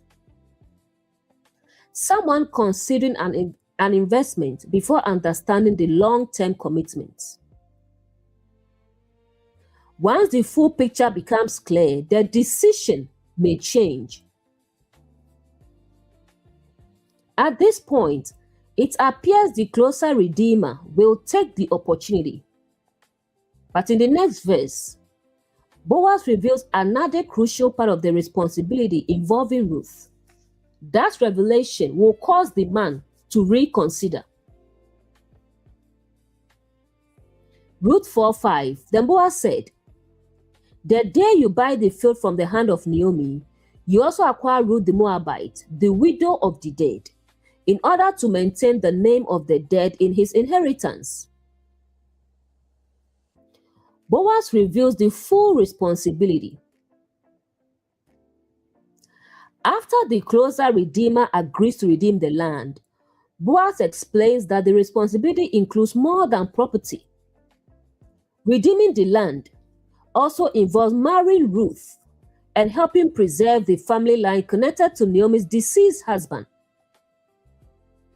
This means the redeemer would not only acquire land, but also take on the responsibility of continuing the family lineage. The purpose of this arrangement was to ensure that the name and inheritance of the deceased family member would continue. In that cultural context, maintaining the family line was very important for preserving heritage and property within the extended family. Ruth 4:6. Then the Redeemer said, "I cannot redeem it for myself, lest I impair my own inheritance. Take my right of redemption yourself, for I cannot redeem it." The Redeemer changes his mind. When the man realizes that redeeming the land also involves marrying Ruth and preserving another family's inheritance, he declines the opportunity. His concern appears to be that taking on this responsibility could complicate or reduce his own family inheritance, so he chooses to step aside. Because the closer redeemer declines, the responsibility now moves to the next eligible relative, and that person is Boaz. This clears the path for Boaz to step forward and fulfill the role of redeemer. Notice how the entire situation unfolds. Boaz presents the matter openly. The closer redeemer is given the first opportunity. The decision is made publicly before witnesses. This ensures that the outcome is fair and recognized by the community. A relatable modern parallel. This situation resembles moments where someone declines an opportunity because it carries responsibilities they are not prepared to accept. For example, someone declining a business partnership due to financial risk. Someone passing on property because of the obligations attached to it. Someone stepping aside from a role that requires commitments affecting their own plans. When one person steps aside, the opportunity often becomes available to someone else who is willing to accept the responsibility.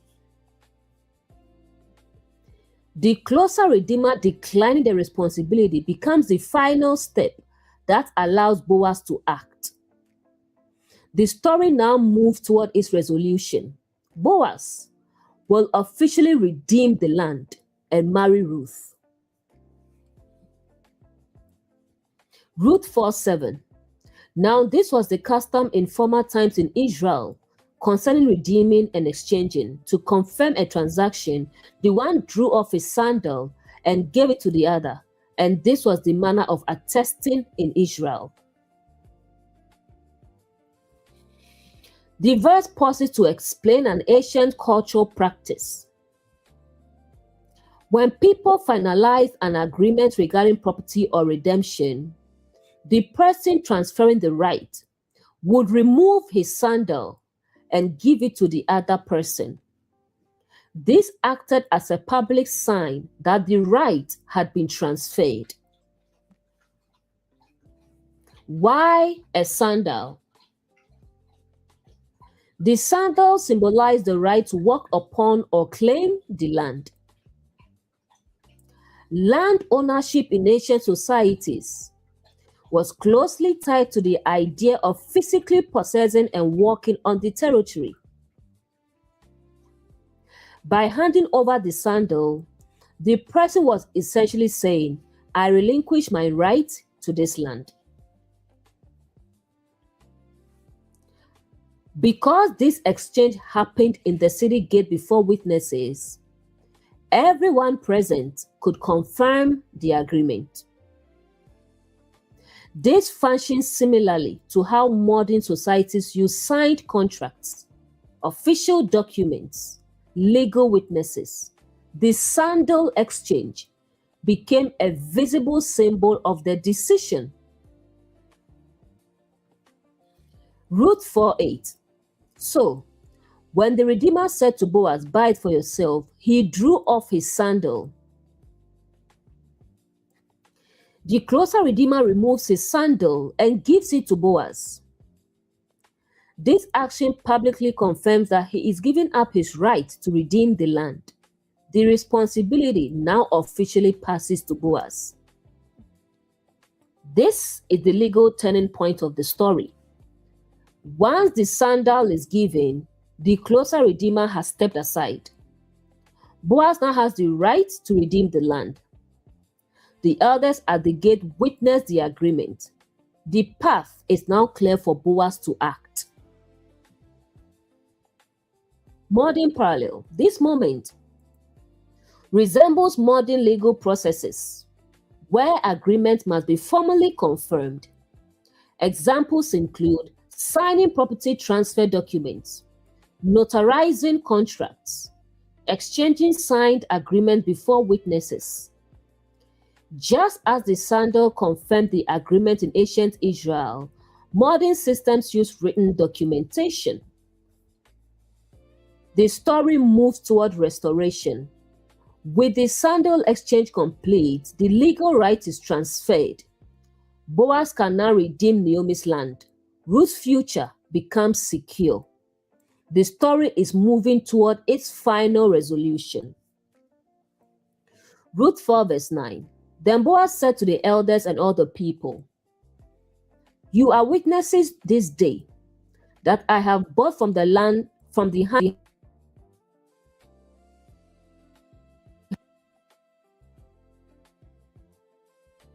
all that belonged to Elimelech.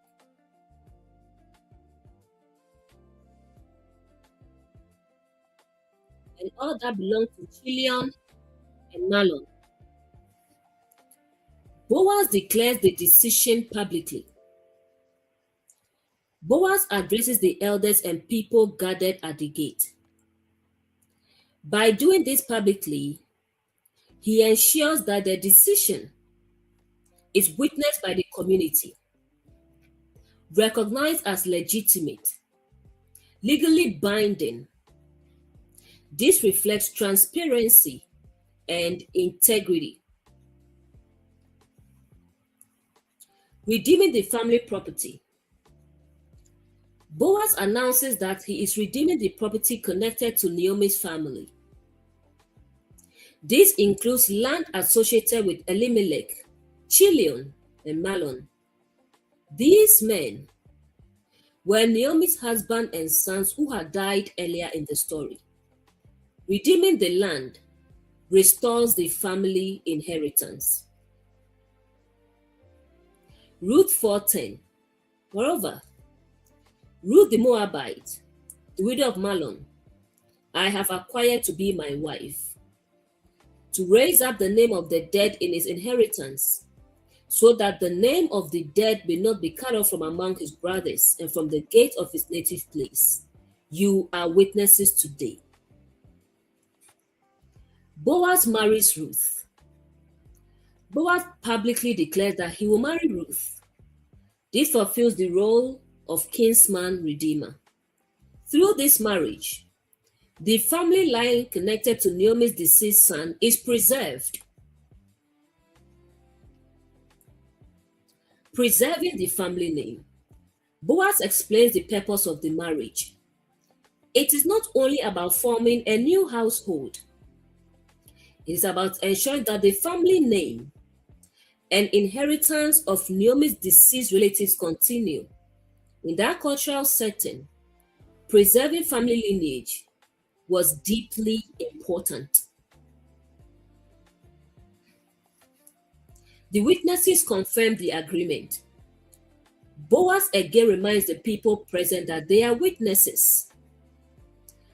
This reinforces the legal nature of the moment. The elders at the gate serve as the community's confirmation that the agreement has taken place. The story's restoration moment. Let's look at the transformation that has occurred since the beginning of the book. Beginning of the story, there was famine in Bethlehem.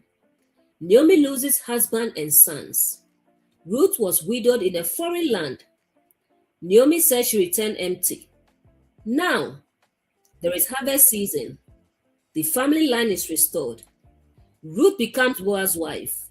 Restoration begins. The story has moved from loss to restoration. Boaz's actions reveal responsibility, integrity, generosity, and commitment to community values. By stepping forward publicly, he ensures that Ruth and Naomi's future is secure. Ruth 4, verse 11. Then all the people who were at the gate and the elders said, "We are witnesses. May the Lord make the woman who is coming into your house like Rachel and Leah, who together built the house of Israel. May you prosper in Ephrathah and be famous in Bethlehem." The community confirms the decision. The people and elders publicly acknowledge that they are witness to the agreement. This confirms that the marriage and redemption are recognized by the community. In ancient societies, communal recognition was essential for legal and social legitimacy. The elders compare Ruth to Rachel and Leah, the wives of Jacob. Rachel and Leah are significant because they became the mothers of the tribes of Israel. By invoking their names, the community is essentially praying that Ruth will also contribute to the continuation and flourishing of the family line. The elders blessed Boaz with prosperity in Bethlehem. This town will later become very significant in biblical history. It is the birthplace of David and later associated with the birth of Jesus. At this moment, however, the focus is simply on the blessing of Boaz's household. Ruth 4:12. May your house be like the house of Perez, whom Tamar bore to Judah, because of the offspring that the Lord will give you by this young woman.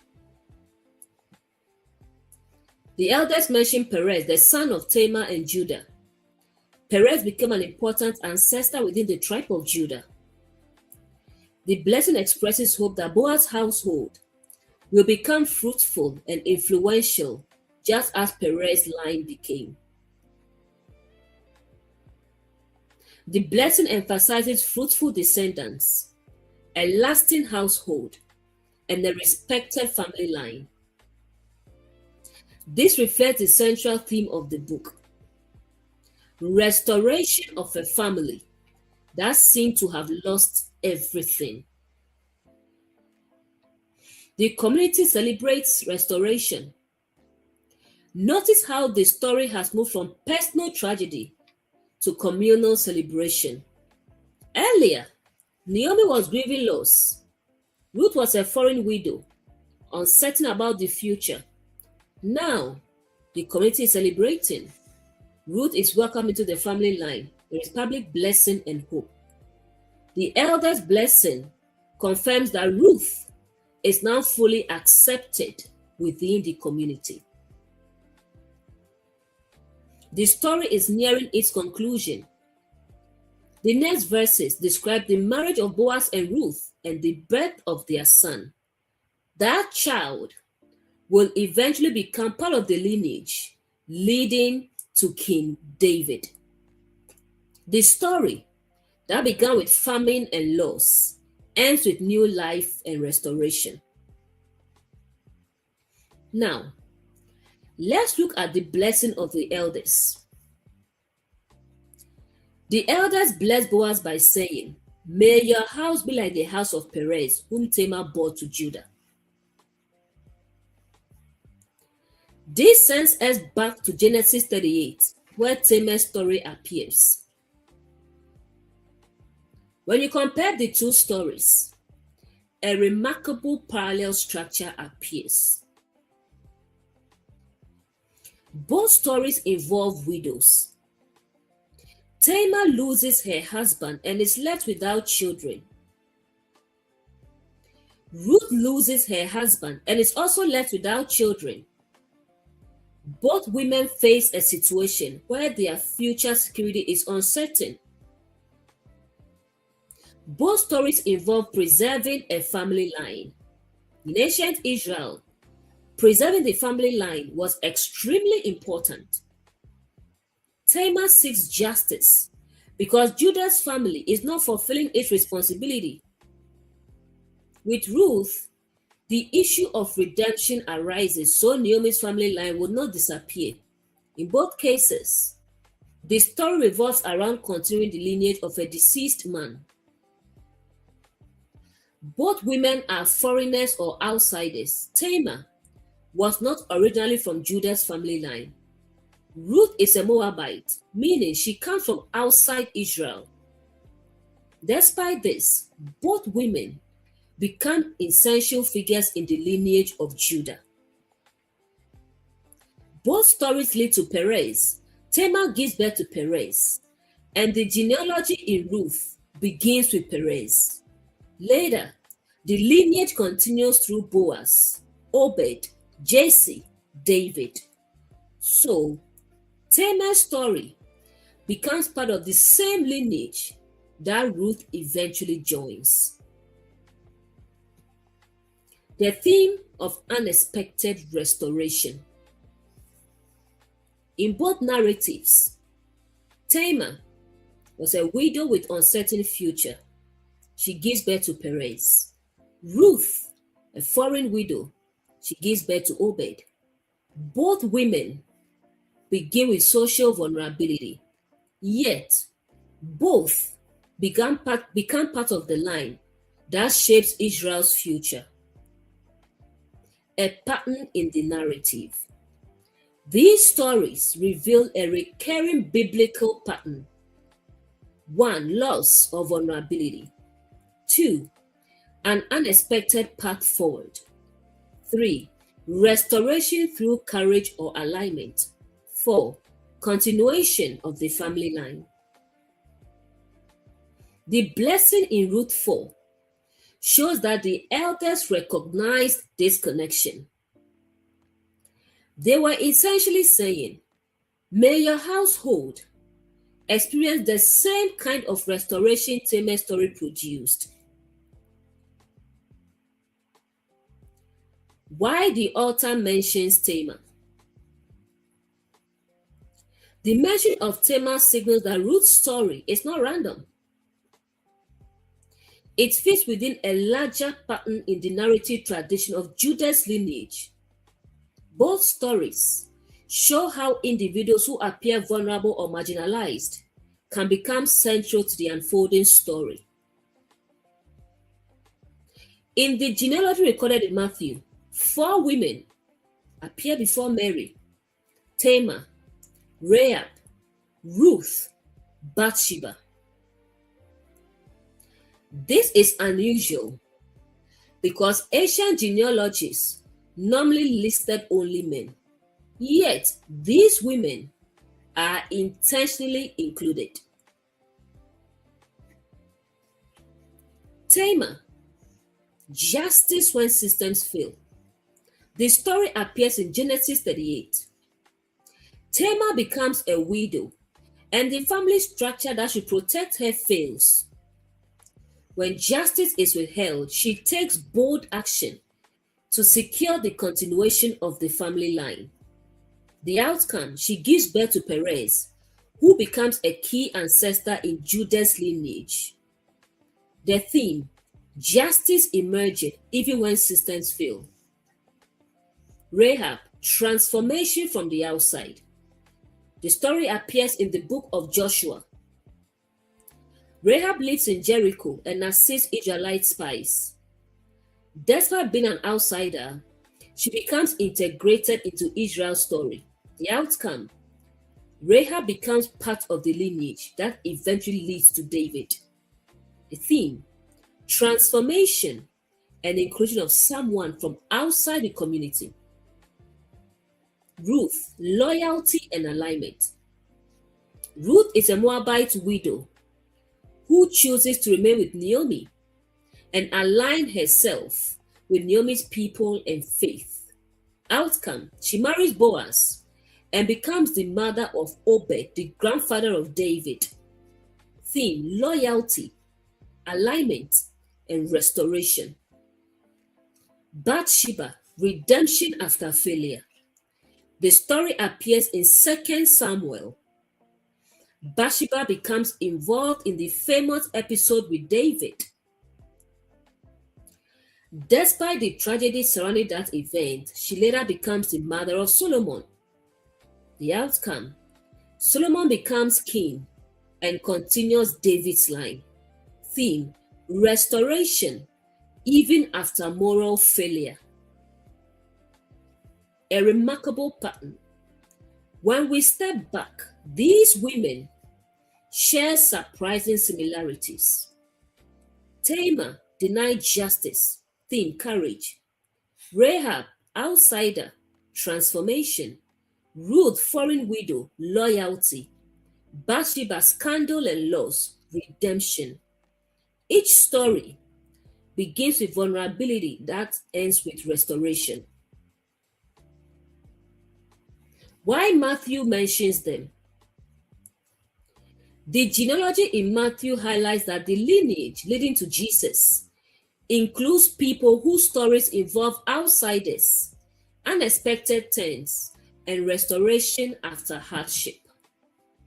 It shows that history often unfolds through complex human stories rather than perfect circumstances. The pattern reveals something consistent in the biblical narrative. Moments that appear broken or uncertain often become turning points that lead to new developments in the story. Ruth 4 verse 13. So Boaz took Ruth, and she became his wife. When he went into her, the Lord gave her conception, and she bore a son. The marriage is fulfilled. After the public declaration at the gate, Boaz and Ruth are married. The story now moves from legal redemption to family restoration. The birth of a child represents the continuation of the family line that Naomi feared had ended. A new beginning. Earlier in the story, Naomi lost her husband, lost both sons. The family line seemed finished. Now a son is born, symbolizing a new beginning. This moment shows the transformation from loss to renewal. Ruth 4:14. Then the women said to Naomi, "Blessed be the Lord, who has not left you this day without a redeemer, and may his name be renowned in Israel." The community celebrates Naomi. The women of Bethlehem now recognize Naomi's restoration. Earlier, Naomi believed her life had ended in emptiness. She even asked people to call her Mara, meaning bitterness. Now, the community sees that her story has changed. They celebrate the birth of the child as a sign that she is no longer alone. Ruth 4:15. He shall be to you a restorer of life and a nourisher for your old age. For your daughter-in-law who loves you, who is more to you than 7 sons, has given birth to him. Restorer of life. The women describe the child as a restorer of life for Naomi. This reflects how dramatically Naomi's situation has changed. Where there was once grief and loss, there is now renewed hope and family continuity. The women also praise Ruth's loyalty. They say she is more valuable than 7 sons, which is an extraordinary compliment in that cultural context.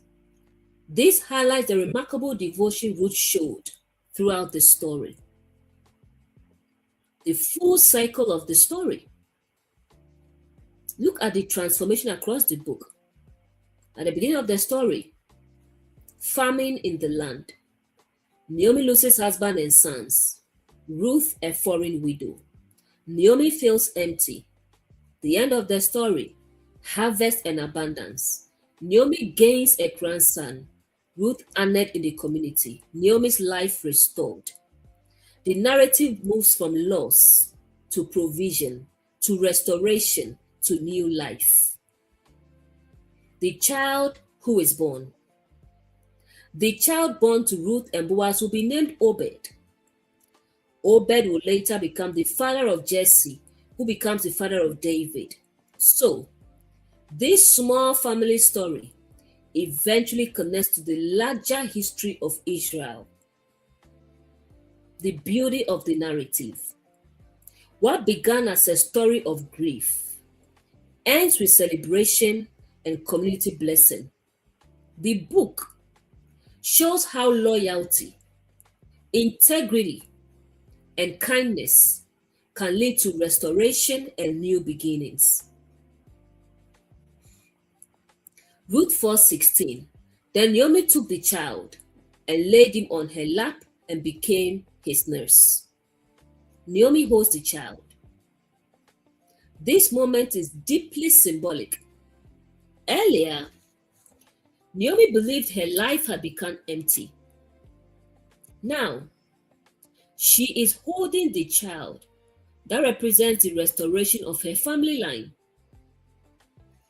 The image shows Naomi moving from grief to renewal. Naomi becomes the caregiver. The verse says Naomi becomes the child's nurse or caretaker. This reflects how the child becomes part of Naomi's life and future. The story that began with Naomi's loss now ends with Naomi nurturing new life. Ruth 4:17. And the women of the neighborhood gave him a name, saying, "A son has been born to Naomi." They named him Obed. He was the father of Jesse, the father of David. The community names the child. The women of Bethlehem celebrate Naomi's restoration. Notice they say, a son has been born to Naomi. This reflects how the child restores Naomi's family line and legacy. Ruth 4 verse 18 to 22, the genealogy. The book closes with a short genealogy. Now these are the generations of Perez. The character references Perez, Hezron, Ran, Aminadab, Nashon, Salmon, Boaz, Obed, Jesse, David. Why the genealogy matters? The genealogy shows that Ruth's story is not just about one family. It becomes part of a much larger historical narrative. Through this line eventually comes King David, one of the most important figures in Israel's history. The beauty of the narrative. The story highlights several themes: loyalty and devotion, integrity and kindness, community support, restoration after loss. Through the actions of Ruth, Naomi, and Boaz, the story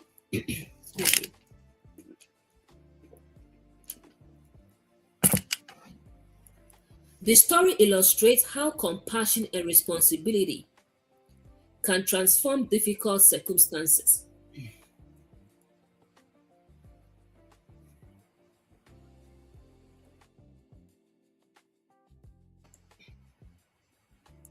Family, as we close this session,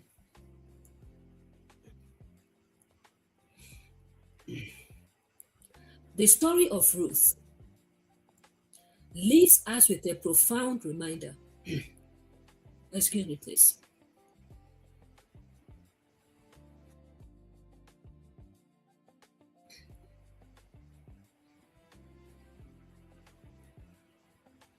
Great transformations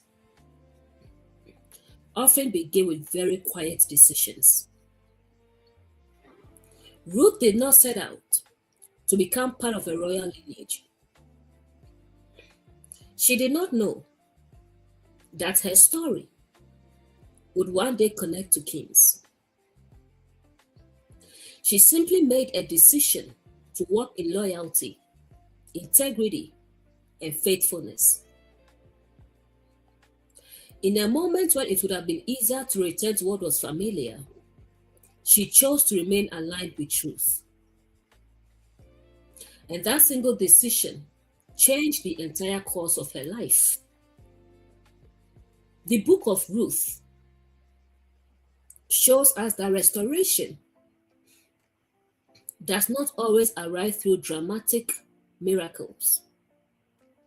Sometimes it unfolds through ordinary acts of kindness, through diligence in the field, through integrity at the gate, through loyalty during seasons of hardship. Naomi believed she had returned empty, but the story reveals something beautiful. She was never truly empty. Standing beside her was the very person through whom restoration would come. And that is often how life works. In moments when we feel like everything has been lost, the seeds of restoration may already be present, quietly waiting to unfold. So, the story of Ruth reminds us of something powerful. Loyalty matters. Character matters. Humility matters. Diligence matters. Because when truth becomes embodied in the way we live, it has the power to open doors we could never have planned ourselves. Thank you for being here tonight. In our next session, we will continue exploring the deeper patterns within the scriptures together. Until then, may wisdom guide you, and may truth continue to unfold within your journey. Have a good night.